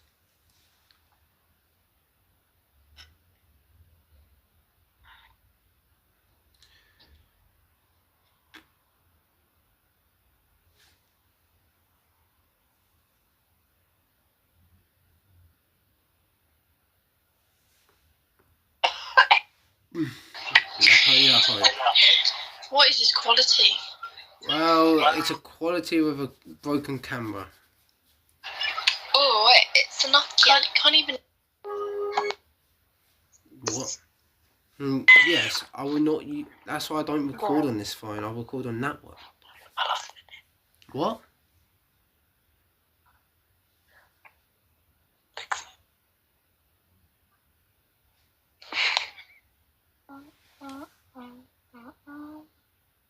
We're seeing it. Nah, bro, I don't even know. Hello. No, hello. Why are they so rude? Who's rude? Oh my god, I know they're so rich, that means I'm gonna get in a fight.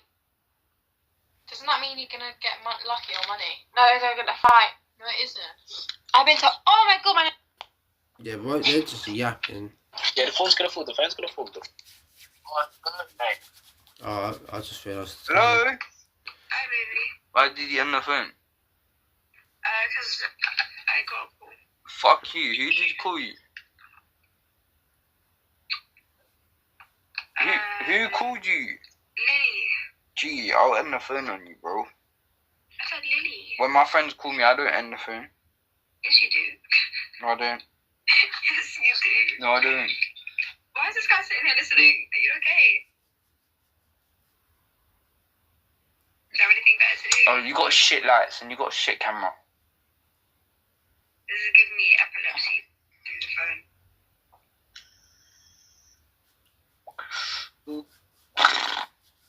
Okay, anyway, skip. Okay. That's a bit awkward. Bye.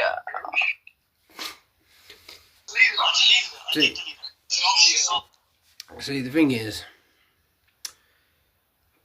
I would, if I argue, I start yelling my voice and people are asleep, so I'm just going to try to do the right thing and ignore.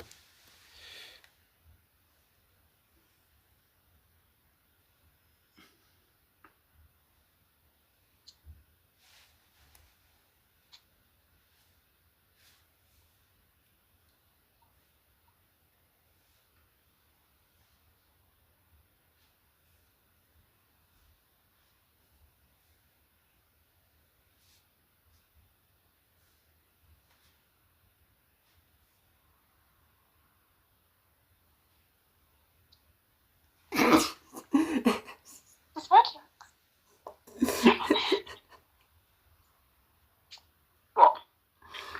Oh, nothing. Do you like my laugh? Do you like my laugh? I'll stop it, you cheeky.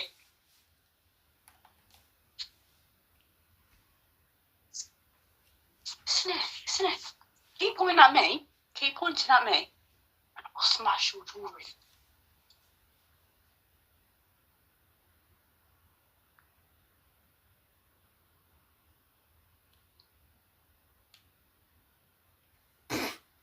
So I guess there's a... I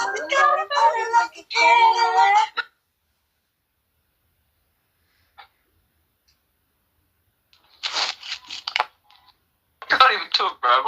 You sound like a... Oh. You alright?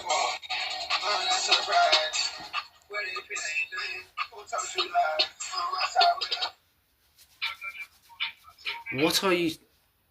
What are you doing? Not what am I doing? What are you doing? What do you mean? What I'm doing? People might have epilepsy, Rev. Then they could skip. What? Then they could skip. The naked one? Skip. Skip. Yeah. Oh, you want me to skip? Well, if that's what you have, then you might as well skip. Okay, bye.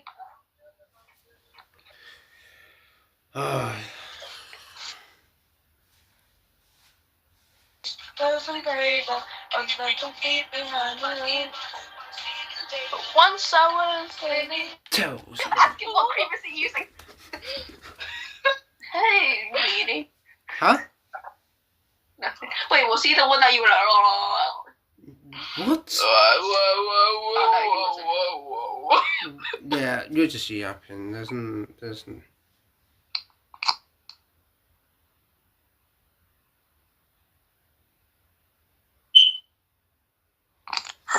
Fair enough. Should we do another country? Another country. Like, Someone just told me they got a dildo stuck up their ass. and I need to know because You did. well, I don't. Well, you did. There's no purpose.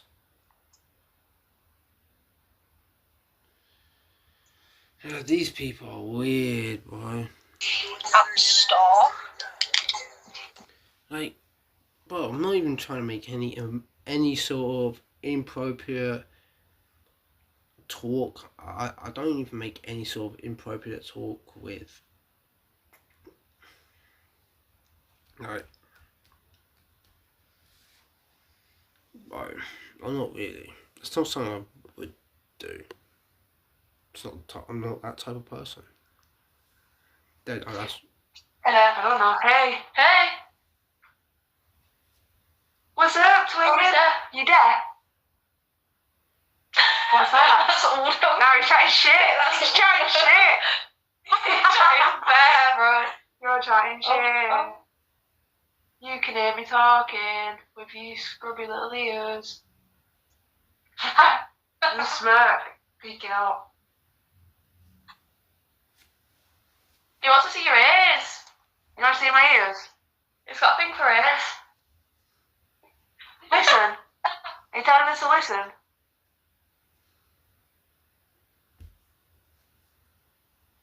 Is he actually there? No, he's trying there. He's smirking. What's this mean? Mouth this.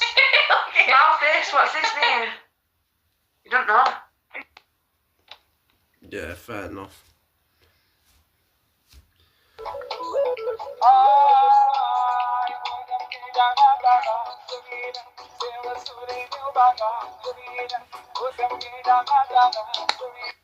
This is why you could. Hello? What's up, close up? Okay, I've seen enough. I have just seen enough When I from there. text you a dot, call me back privately. But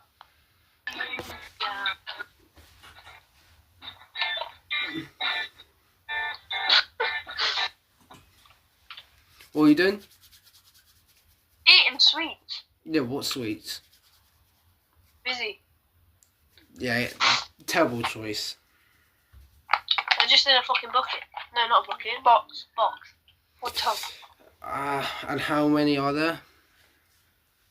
I ain't counting all of them, mate. You can count. You can go 1, 2.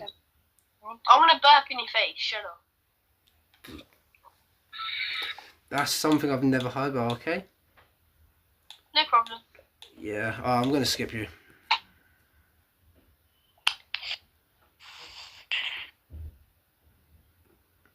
Burp in my face. That's something I've never heard.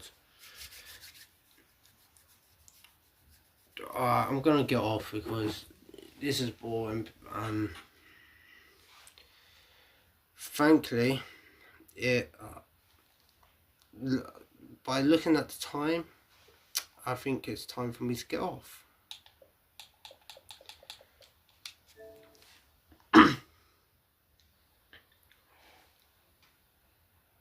let's do a reacting. Let's do a reacting video.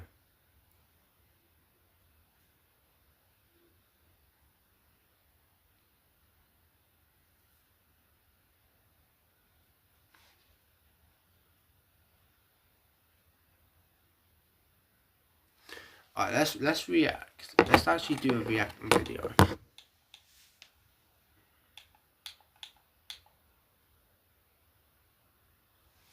I need to put my camera here. Let me move my camera. Alright. Hello. This ugly. This is an ugly damn view. Alright. So we do true crime. I like a bit of true crime.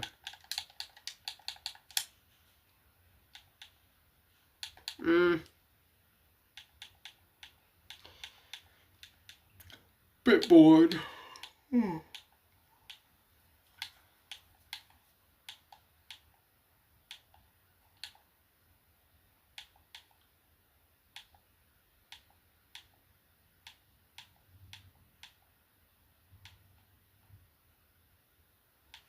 Oh.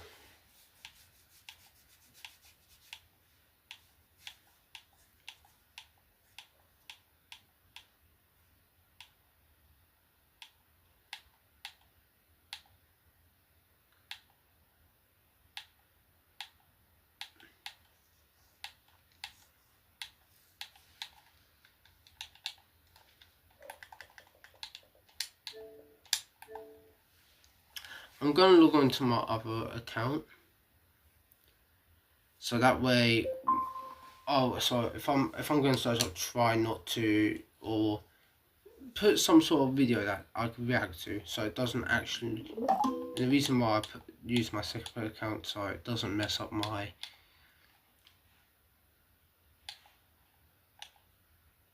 You know what I mean? Oh hell no. Trying to find a video.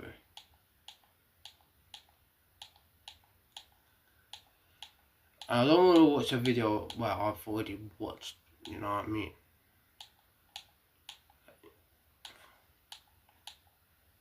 I want it to be a short video.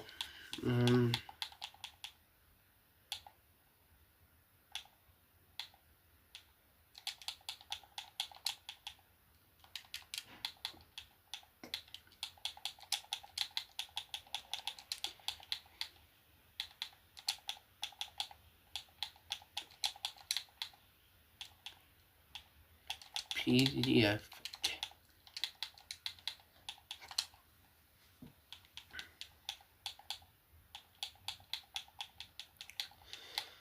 That's why PDF.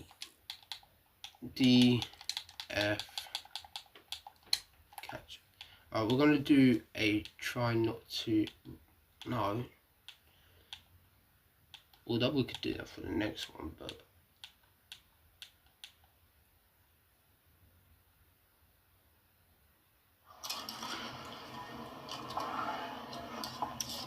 That was a year ago. I've seen that one.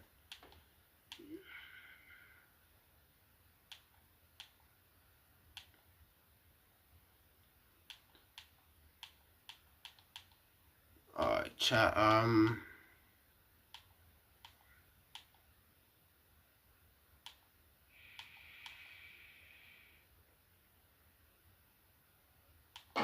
seen that.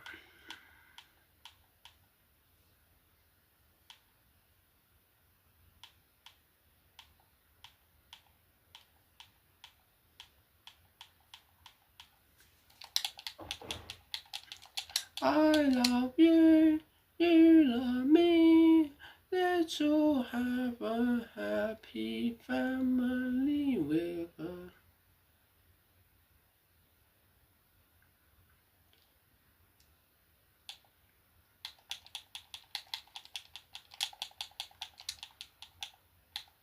Right.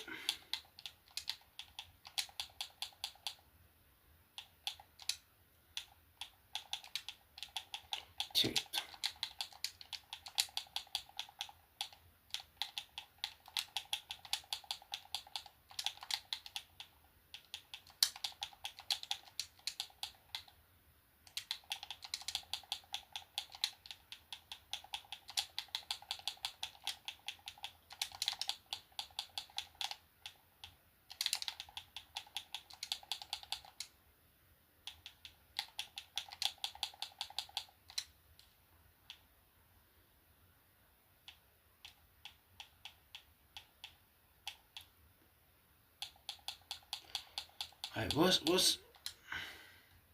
Today is day 5 of texting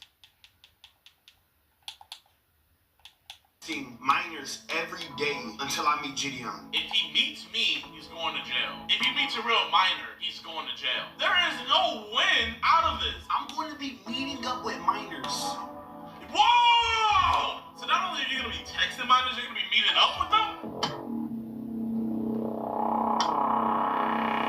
When I woke up to go let my dog go pee, I just saw this randomly on my IG. This is ridiculous, man. This is ridiculous, bro. Look at this chat. Is YouTube recommending me, bro? Was it worth the 700 views, bro? DMing 100 minors until I meet Gideon, chat. The stuff I'm seeing people do for clout is like actually getting crazy, right? Like it's getting ridiculous. So here's his YouTube channel. It's even worse than this video. Look at this, yo. I make EDP445 look like an angel. I got my twin sister pregnant without her knowing. Gideon needs to expose me. My first time seeing my mother get cracked. I'ma just watch the ones where he's talking about me. So let's just. I feel bad for Gideon. Like, what am I watching? I'm gonna jump straight into it. I hope y'all having a good day. How do you beat around, bro? Free Diddy. I heart Diddy, and I'm sure, bro, rocks like some type of Christianity. Is this guy? I get it's a joke, but this is weird. It's Provision. Appreciate you for the 10 gifted, my man. Thank you. Is it just me? Do y'all find this funny or is this weird? Clout is a drug. Facts. I'm gonna jump straight into it. I hope y'all having a good day, but I'm gonna jump straight into it, bro. Bro, you could be famous for doing the most outrageous stuff. It's not really worth it. Until I meet Gideon. Yes, bro. That will I be doing. That's will I be doing. I will be doing that. And this is the reason. I'm not just going to be texting minors to text minors because we all know I don't like minors, bro. I don't know if we know that, man. Let's just exactly. To be fair, one of the minors you text is a decoy, right? Let's just say. So you're telling me, you're gonna message a minor, but you're not into minors. You're talking to real kids just to meet some black dude. So basically, we all think Gideon Prayer Catchers is scripted. We all, chat man, is the all in my chat right now? Is the all watching this video on YouTube right now? Are you guys the all? Let me know in the comments, man. Are you guys the all? Bro, I've been seeing people genuinely be believing that my prayer catchers are scripted, but I look at it like this. A, who would pay to have their life ruined? Because we put their full name, everything out there. True. And B, you can literally, like, I don't know if any of you guys have, but let me know. Have any of you guys, wanted to just look up any of the dudes I've caught just to see for yourself, like, oh, no, this is 100% legit? Y'all do realize that, right? The reason we give the full We'll name actually put is this... for you guys to go and look it up yourself. So, I know Sweetie is not in the room with us. So what I'm going to be doing for the community... I'm going to be texting a whole bunch of minors. But listen. Yeah, messaging minors for the community. To be a leader. Everybody want to know, is the prayer catchers fake? Well, I'm going to be the one that step up to the plate. I'm going to be the one that text a whole bunch of minors. I'm going to be meeting up with minors. Whoa! What? Oh my god, this dude hooked on the clout drug. Just to see if catching a predator is real. Has bro never heard of Chris Hansen? If you want to find out if it's real or not, fly out to these prisons where some of the dudes So, Bro's doing all this to see if it's real. That's insane. I promise you, they'll tell you it's real. Gideon has been doing these catching of predators for over some years now, and I truly, not to sound weird or nothing, but I think some of these people, some of these suspects that he's catching are innocent, bro. You know what I'm saying? Not to sound weird. You know what I'm saying? Not to sound weird. Now, when I DM these 100 minors, I'm not going to take it nowhere. So, if they're innocent, wouldn't that insinuate that I still did the real thing? So, if they're innocent, I still really caught them, but you're saying they're innocent. Yet, you still need to test out the theory and see, oh, no, I want to make sure. Are you sure this isn't for you? Because I promise you, you're not doing this for me, man. You're not doing this for me. You're not doing this for your community. Are you sure you're not just doing this for yourself? Are you positive about that, my guy? No, this is Bo's way of trying to publicly admit he likes minors, but he's doing it. He thought this by doing it, this will be a smart way to get. There's no way. Okay, I take my charge. How can you sit there, look at the camera, like, oh, I'm really into minors. No. I want to message a minor. I want to meet up with them to see if it's real. Does he think I have like a monopoly on every minor account on the internet? So if a real and what's crazy about this is, by the way, work I've done is just how are you sure? There's like not millions, but there's thousands of people who are catching predators. It's not a guarantee you're going to meet Gideon. You might meet some other it's fake. person who catches, like, let's say you meet someone like Skeeter Gene, I'm going to be doing this for everybody or that want to see if it's real or fake. I'm taking the bullet. I'm Trilogy taking the Media. blame. If this go wrong, or what's that? And I really what's need that a one minor guy? He has and like not black Gideon, hair, bit of facial hair, short. If he meets me, he's going to jail. If he meets a real minor, he's going to jail. There is no way something like out that. of this at all. I know what I'm on about. He'll get clout. Like, not any good clout. I'm sure everybody on Cell Block 1 would know about this.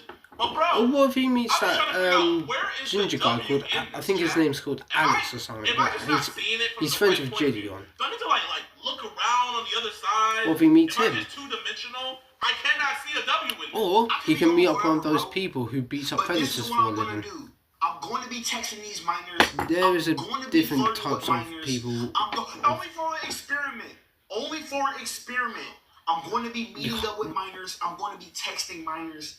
And I'm just going to be trying to see if catching a predator is real. Look, he looks like he has a health. Well, he looks like he's a bit wealthy. You know, like I'm not going to do anything. they're not too weird. rich, I but they're will not keep too. it But in they're the not poor. experiment. Like he has a When nice I meet up with house. these minors, It looks very nice. I promise I I mean, will keep it if you in get the rid of a few experiment. things, I will be it looks professional. nice. I will not do anything across the lines. It's a big room. I don't like What do you minors. mean? How are you professional meeting a minor? I will not do nothing with them. Oh my, bro. I like chat, man. I get it. This is a joke. Like, you know, but I'm not oblivious. I understand that this is a troll, right? You know, if we're gonna shame the lolly community, we gotta shame dudes like this. You feel me, chat? Yeah. I can't say, hey, lolly leaks and stuff. Joke or like not, these, I don't. these predatory stuff. Nah, joke or not, I don't stuff like care. that. It's If we let jokes disgusting. like It's this weird. be okay, and we all start joking like it. No, unless if you have like. Okay, And I'm not gonna allow I have it. friends Bro, I that thought you just obviously was fake from Instagram. are 18. Yo, You know, bro, you're not a bad guy. I have a few friends that I are don't know if I can 18. even say that. Bro is preparing for a perfect excuse. Either they not long ago It's turned 18, really but not even like a perfect friend of excuse. mine who This turned is horrible. 18 last like, bro, month, this is even not more than just last like week. a joke and stuff. Bro went out here And to get a free Diddy Avenue sign. Obviously, and draw I have in his 8 background. months away So that's until the first I'm video. He made 18, another one. but Gideon needs to expose me. it's crazy. What's good, YouTube, bro? I'll be like, I'm being you straightforward. can't be talking to me I'm not because here to you'll hide be nothing. in the files stuff. First thing first, man. I'm I'm joking. gonna be honest Obviously, with y'all, he bro. can. I don't have a lot of friends, I'm so new and- I get on here and I just You know what I mean? let I y'all have- know whatever to come off my It's mind. a joke, bro. but I need I somebody wouldn't to ever talk to. say stuff. And I where feel like it's I at. don't got You nobody, know bro. what I mean? So I'm gonna just I don't vent have to to y'all show. real quick, bro. As y'all see by the title, I honestly think I will be getting exposed by Gideon sooner or later, bro. So you're telling me you're gonna get exposed. The only way you're getting exposed is you did something. I always look at it as when someone jokes constantly about something, it might be a little bit of truth in it. Yeah. Have I not always said that? I've always been adamant about that, man. Bro came back making another video saying that he's probably gonna be exposed here soon. Now you might ask why I say that. No, we know why. I've been texting a couple people online. Pedophilia And jokes. it's been getting to be an addiction lately, bro. Essay jokes. cheating jokes, The more and more I text these people and more online, stuff the like more that. I It's do just weirder and weirder shit. nah. I've downloaded every app, Foot Finder, every app. What's Finder? I'm addicted to texting people online.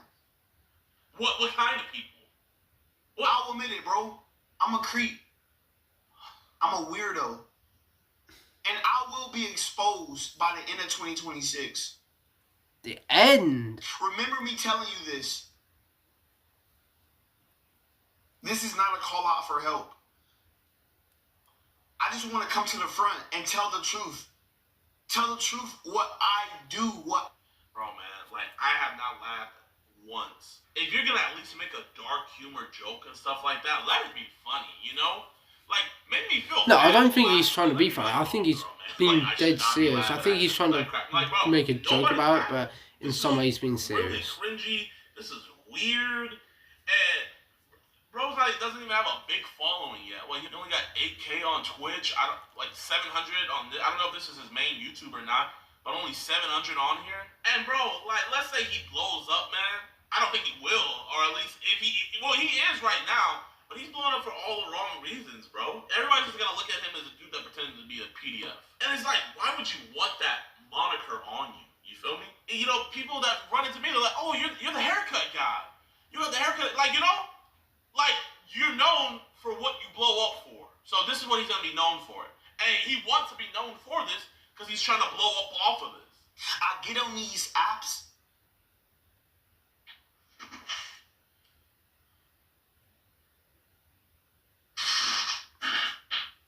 And I show my meat. I'm a weirdo. I'm not who you think I am. But what age? I get on the Monkey app Monkey. and I pull my meat out. I'm one of those. I'm making this video to come up front. To tell the truth about who I am. No, why is Bro staring at the camera? I'm not a good human being. I am a weirdo. I believe, I'm seeing people in the chat saying, I believe it, it's scaring me, what did I join to? I got the girl number. How old's the And girl? when we FaceTime, And you instantly showed it. when I FaceTimed her,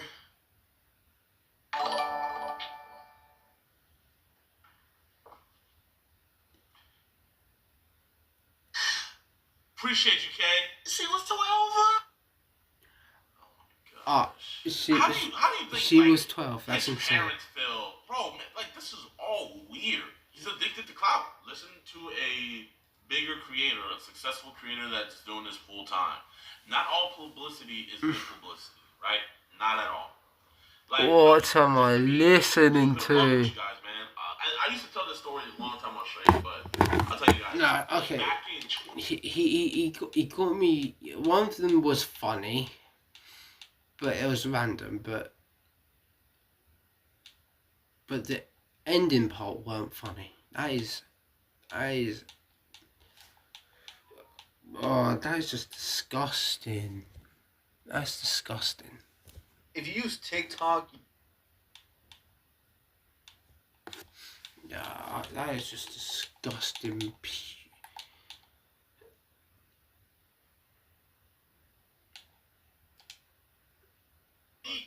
Cops and that cameraman, Chris, light skinned nigga, kind of chubby looking.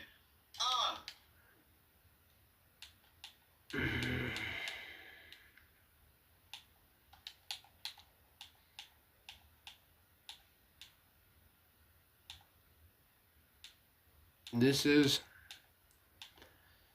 bad. What I don't even know what the world has actually come to, but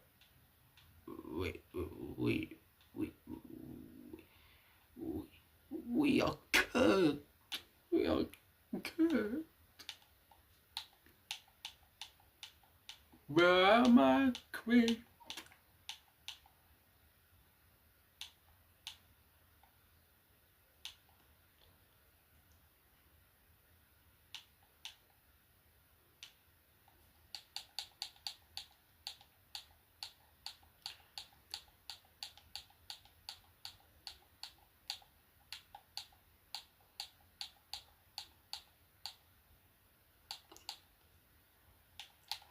Well,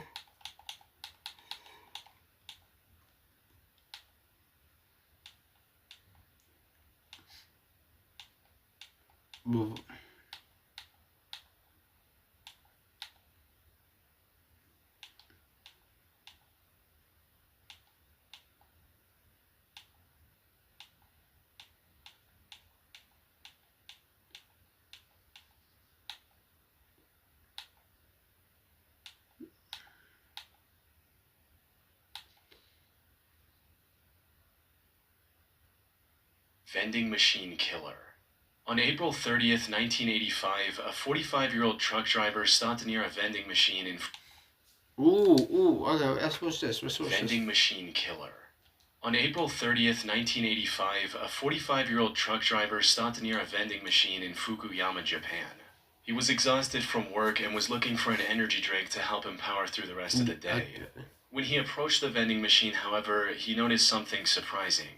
A bottle of Oranaminsi energy drink was already in the pickup tray. What is that? Thinking he'd lucked down on a free drink, the truck driver wasted no time chugging it down. What he didn't know was that this would be the last drink he would ever taste. Let me guess. He Instead of the poisoned refreshing feeling he was looking for, he felt something horribly wrong with his body. Yeah, a bitter burning he's sensation quickly spread throughout his throat, followed by an intense wave of nausea. It wasn't long before he was lying on the road in excruciating pain. He was rushed to a nearby hospital where doctors discovered a lethal amount of paraquat dichloride in his system. What's that? Paraquat is an herbicide that was quite common in Japan at the time. More importantly, it's also highly toxic to humans. When ingested, it can lead to severe nausea, throat inflammation, internal chemical burns, How bad does it and have to eventually be for it to kill you? This is also why it's been banned completely from over 70 countries to date. Unfortunately, despite knowing the reason for his illness, there was nothing the doctors could do to save his life. There's no antidote for the deadly chemical today, let alone back then. So, after hanging on to his life for a month, the truck driver passed away on the 30th of May, 1985. At first, investigators assumed that given the nature of his work, he might have accidentally encountered the toxic substance while on duty. However, after reviewing his haul records, they found no trace of this herbicide or anything remotely linked to it. Like, who is... I don't actually never understand this. Alright, they're creating chemicals, like, for drinks and stuff, to make it, obviously, to see if it's good and stuff. Mind you, they said, like, 70 countries have banned it. So there's still, what? So you're telling me there's still countries out there that's probably still selling this sort of stuff? Oh, hell no. Despite you knowing what it could do. This is... Us humans don't even... I know we're stupid. No, we're meant to, like... You meant to be up there, but I feel like we just keep making ourselves even more stupid as it is. I mean, I'm stupid as it is, but after hearing this, I feel like I'm just smarter than them. And I'm stupid. This left them with only one conclusion. The chemical was mixed into the drink he consumed just moments before collapsing in agony. But with no leads or concrete evidence, they couldn't determine whether it was a murder or self-inflicted act, resulting in the case getting shelved for the time being. Now, while this might sound absurd today, you have to understand that paraquat was readily available in the country at the time. You didn't need any prescription or identification to purchase the chemical, leading to over 1,400 people using it as the poison of their choice in 1984 alone. In other words, the possibility of it being self-inflicted was just as high. However, just as the investigators were about to give up on this case completely, they received tragic news. Another person had fallen victim to the same poison after consuming Oranaminsi on the 5th of September. Then another 6 days later, and 1 or 2 weeks after that. By this point, it was clear that someone was deliberately poisoning vending machine drinks across Japan. This was the work of a deranged serial killer. Unfortunately, this supposed killer was also extremely thorough. He didn't leave any fingerprints or DNA evidence on the drinks he tampered with, and only targeted vending machines with no CCTV cameras nearby. Yeah, may be like as for why his victims willingly drank the unknowingly poisoned drinks he left behind, that had to do with the buy one get one free promotion Oranaminsi was running around the time to entice younger consumers. However, since some people only wanted the one drink, they often left the second free drink near the vending. I keep seeing that drink pour up. Hold on. Well, I'm gonna take a photo. So let me take a photo. Let me take a photo. Let me just take a photo. Let me take a photo. Please let me take a photo. I need to see what that says.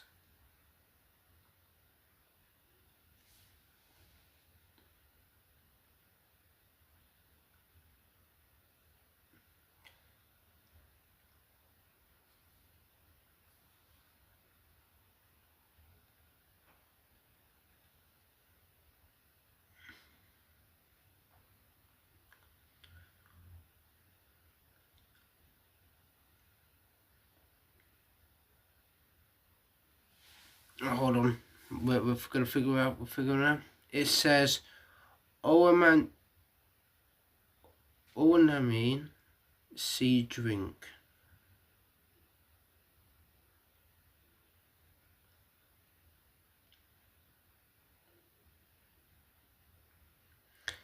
Sea referring to its high vitamin C content. Drink written in katakana, identifying it as a beverage. I'm not gonna lie, I don't know. Machine as a gift for the next person. This was common enough that people didn't find the laced drinks suspicious and drank them without a second thought. Sadly, this method was terribly effective. By the end of the year, this mysterious vending machine killer had claimed the lives of 12 victims and had severely injured 35 I'm gonna more. keep yawning. But as I mentioned earlier, this killer was a master of hiding his tracks. He operated all across western and central Japan, as well as Tokyo, making it near impossible for investigators to pinpoint his location. The lack of evidence also made it difficult to figure out his motive. How do you not know? Some speculated that he was doing all this to extort money from Otsuka Pharmaceutical, the company that made Orinaminci. This is because in 1984, a group called the Mystery Men with 21 Faces threatened to poison food products unless the companies paid them money. So some believed that the vending machine killer was a copycat and wanted something similar. However, this theory didn't last very long because Otsuka Pharmaceutical didn't receive any demands or extortion letters from the perpetrator. Additionally, the killer also began using other drinks, like the drink Real Gold and even Coca-Cola. Hiroaki Iwao, a Tokyo professor of criminal sociology, proposed a more disturbing theory regarding the killer's motives. He stated, "It is not uncommon for Japanese who live under tremendous pressure, both on the job and in overcrowded communities, to let out their frustrations by hurting someone else. The person responsible may even wait around to see who buys the poisoned drink. He or she may find this is a kind of exhilarating release from the tensions of life in Japan." But even if this was the truth, it still didn't bring investigators any closer to catching the suspect. No. Left with no other options, the authorities turned to the public and launched a nationwide campaign on the 27th of September. They placed signs and distributed leaflets telling people to avoid suspicious free drinks and to properly inspect the cap seals on their beverages before consumption. They also instructed vending machine owners to investigate their stock for any anomalies and told chemical shops to monitor their customers more closely. It's unclear how effective this campaign was, as the number of victims kept increasing even after its launch. But then something unexpected happened. On the 17th of November, the murder spree stopped completely after the death of a 17-year-old girl. She was the only female to have died it looks from the like poison. washing stuff. It's possible that the person who committed these atrocities had a moral code against harming women. Though that's nothing more than a baseless speculation.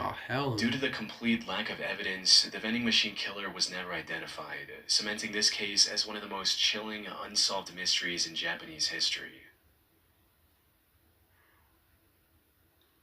Little Rock serial stabber.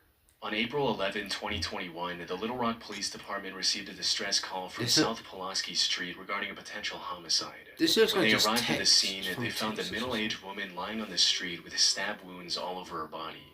This woman turned out to be 41-year-old Deborah Walker. She was homeless at the time and was living on the streets when this incident happened.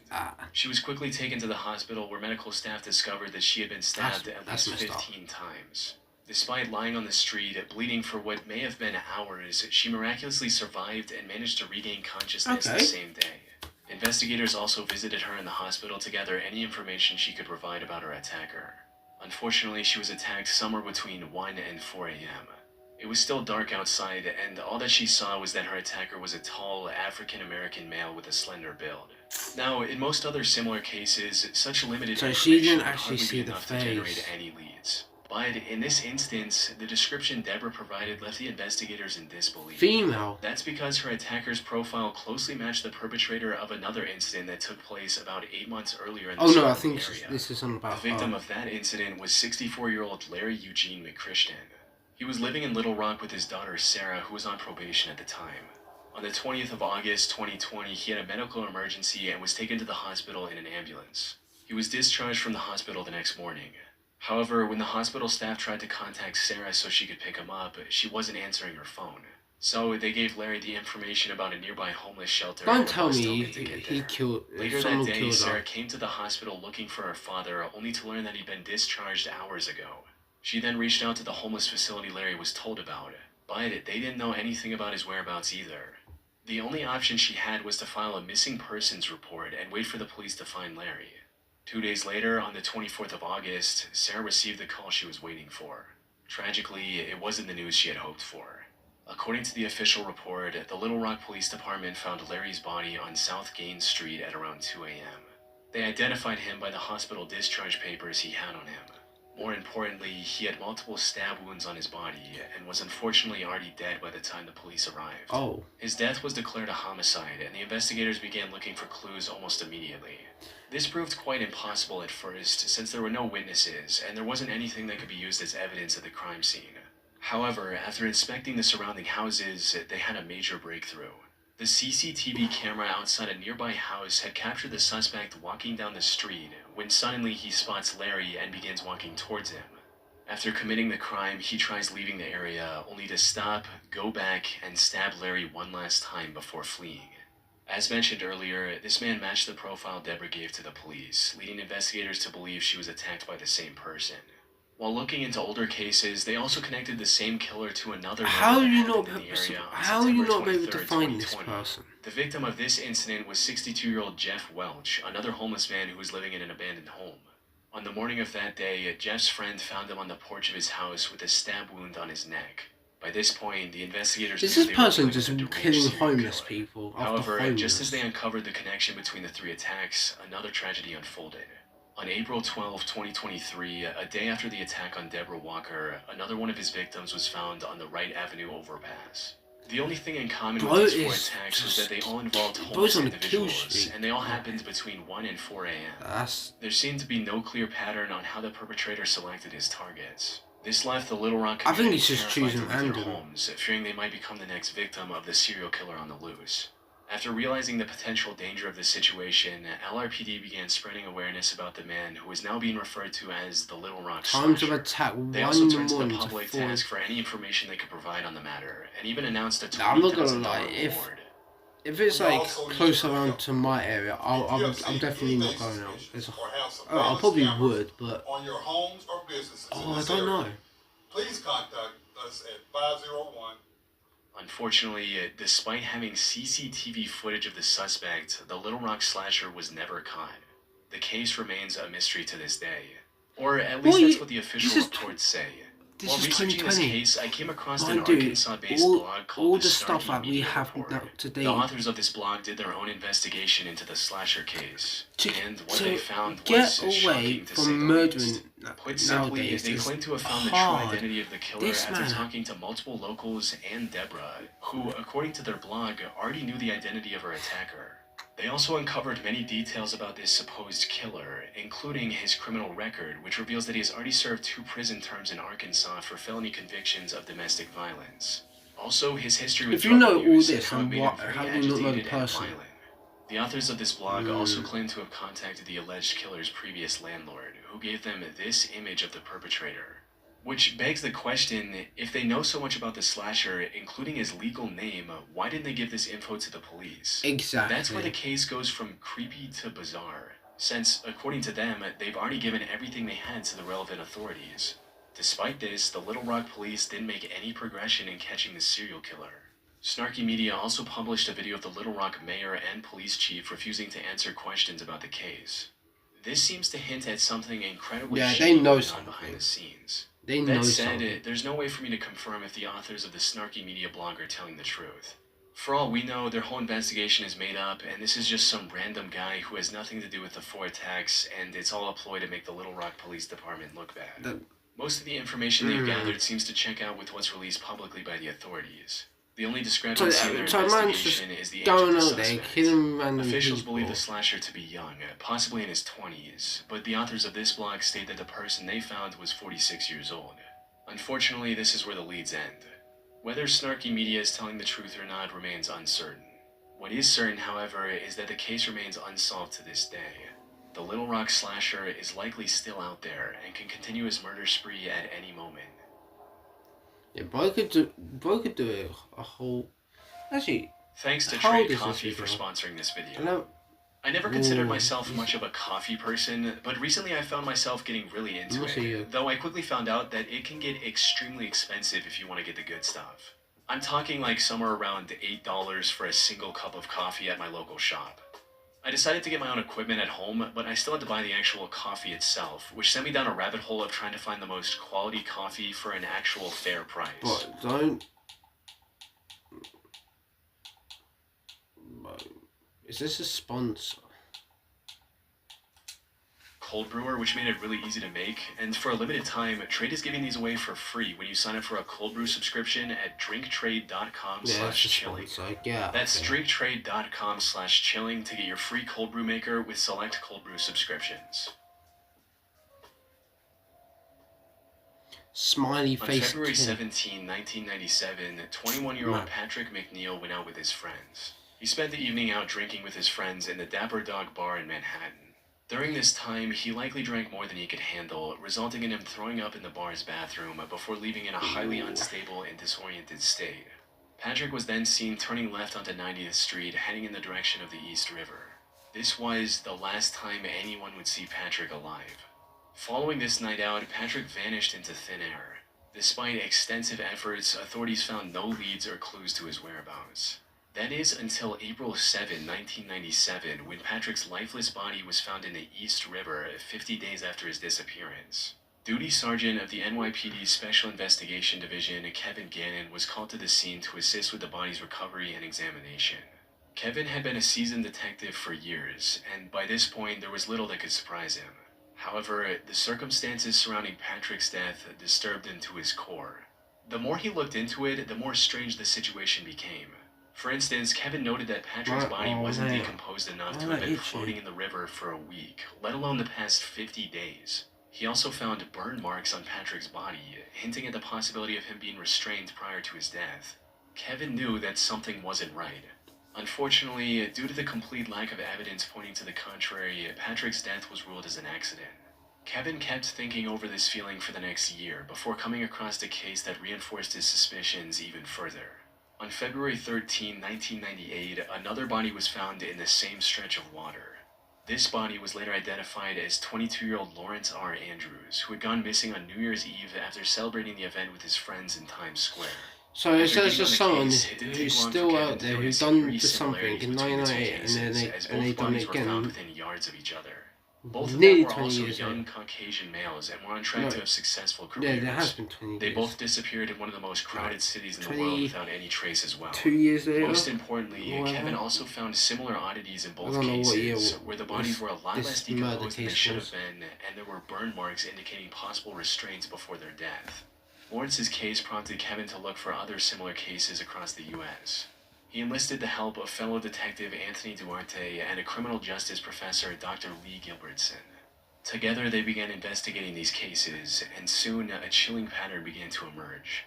In total, they found 45 different instances of young men dying under shockingly similar circumstances as Patrick and Lawrence.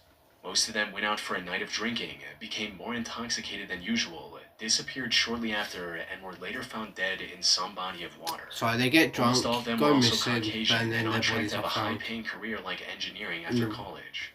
Most disturbingly, however, they also found graffiti of smiley faces near the bodies of at least a dozen different victims. This led to the three investigators creating the smiley face murder theory. According to this theory, these 45 and possibly many other deaths from the 1990s to 2010s weren't accidents in the slightest. Instead, they were murders committed by a single deranged person or an organized group of serial killers. This is the only logical explanation they could find to justify the many oddities and similarities in these incidents. How do you That do said, this? while this theory makes complete sense to some people, others aren't convinced one bit. Criminal profiler Pat Brown, for instance, called this theory ludicrous. She believes that the idea of connecting smiley faces, one of the most common graffiti symbols, with murders is just absurd, stating, "It's not an unusual symbol. If you look in any area 5 miles square, I bet you could find a smiley face." The FBI also completely denied this theory in a statement, reading, "The FBI has reviewed the information about the victims provided by 2 retired police detectives who have dubbed these incidents the smiley face murders and interviewed an individual who provided information to the detectives. To date, we have not developed any evidence to support links between these tragic deaths or any evidence substantiating the theory that these deaths are the work of a serial killer or killers. The vast majority of these instances appear to be alcohol-related drownings." However, despite these setbacks, the 3 men have stuck with their theory. They're still working on finding evidence to back their observations. That said, if their hunch is correct, it makes more it would sense. mean one of the most wicked serial killers in American history is still at large today. Wait, what's... I-70 killer. Robin Fuldauer was a 26-year-old Indiana University graduate who was working at an Indianapolis Payless shoe source store near I-70 in 1992. The 8th of April was supposed to be her day off. However, just as she was getting ready to relax at home, the employee who was supposed to man the counter called in sick. Left with no other options, her manager called Robin and told her to cover the shift instead. Robin wasn't very happy about this emergency shift change, but she reluctantly agreed, arriving at the store at 10 a.m. and starting her shift as usual. Unfortunately, her day was about to get a whole lot worse. Yeah, I'm gonna have to blur that bit out. Until 2 p.m. when the manager called the store for a routine check. To her surprise, Robin wasn't picking up the phone. She kept trying for a few minutes before giving up and calling the Speedway gas station neighboring the shoe store. One of the gas station employees, a friend of Robin's, went to the Payless store to see if she was doing okay. However, what she found inside left her confused. The store was in slight disarray, and some of the shoes were missing from the shelves. The cash register was also open, and there was no money in it. Most concerning of all, there were no signs of Robin anywhere. Her friend called out Robin's name, hoping she was just in the back in one spot.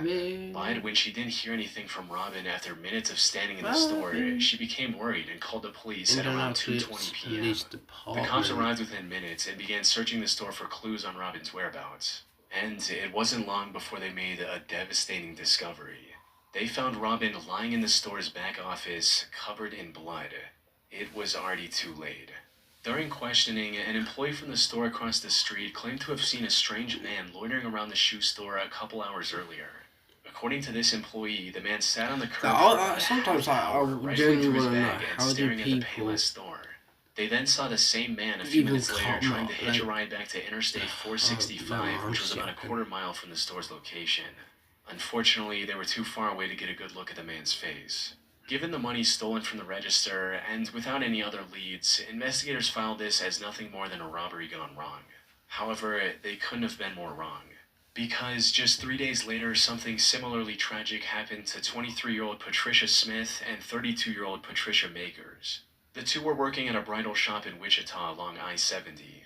The incident happened a little past their usual closing time as they were waiting for a customer who had a pickup. When they saw a man approaching the store, they assumed that it was the customer. However, this man drew a gun on the two after entering the store, took them to the back, and executed both with shots to the back of their heads. As the killer was leaving the store, he crossed paths with the actual customer the girls were waiting for. Without hesitation, he aimed his gun at the man and ordered him to head to the back of the store. But the customer defied his command and ran, narrowly escaping with his life. He later helped the police draw a sketch of the killer. Unfortunately, the sketch didn't provide much of a breakthrough. By this point, the authorities were certain they were dealing with a serial killer, but despite their efforts, the killer's spree continued. By May 7th, he had taken 3 more victims in small, low-traffic stores along the I-70 highway. He looks like him a bit. By the time investigators managed to compile a few more sketches, the I-70 killer stopped his quest and went into hiding. That is until 1993, when he claimed 3 more victims along I-35 in Texas. He tried to hide his identity by changing his weapon, but the investigators were quick to notice the similarities. One of his victims, Vicky Webb, also managed to miraculously survive after getting shot in the neck. If he were ever caught, Vicky's testimony would have been crucial in bringing him to justice. Though the I-70 killer was never found, and the case went cold for nearly 3 decades. However, then in 2021, investigators released CCTV footage of a murder that happened in 2001. The suspect in this footage looks strikingly similar to the I-70 killer sketches, potentially giving authorities the lead they need to finally catch him. It's likely only a matter of time before he runs out of places to hide and is captured. But for now, he's still out there, evading police and leaving the case unresolved. We can only hope he doesn't take any more victims in the meantime. Well, YouTube, well...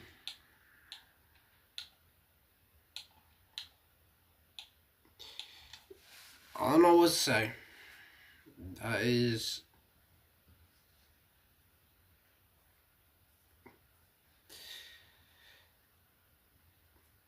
This is why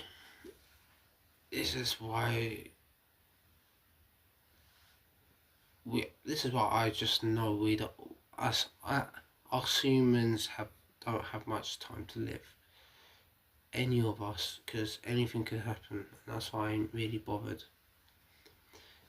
That's why I'm not really bothered what happens to me, because whether I'm gonna die painfully, tortured, or peacefully. Oh,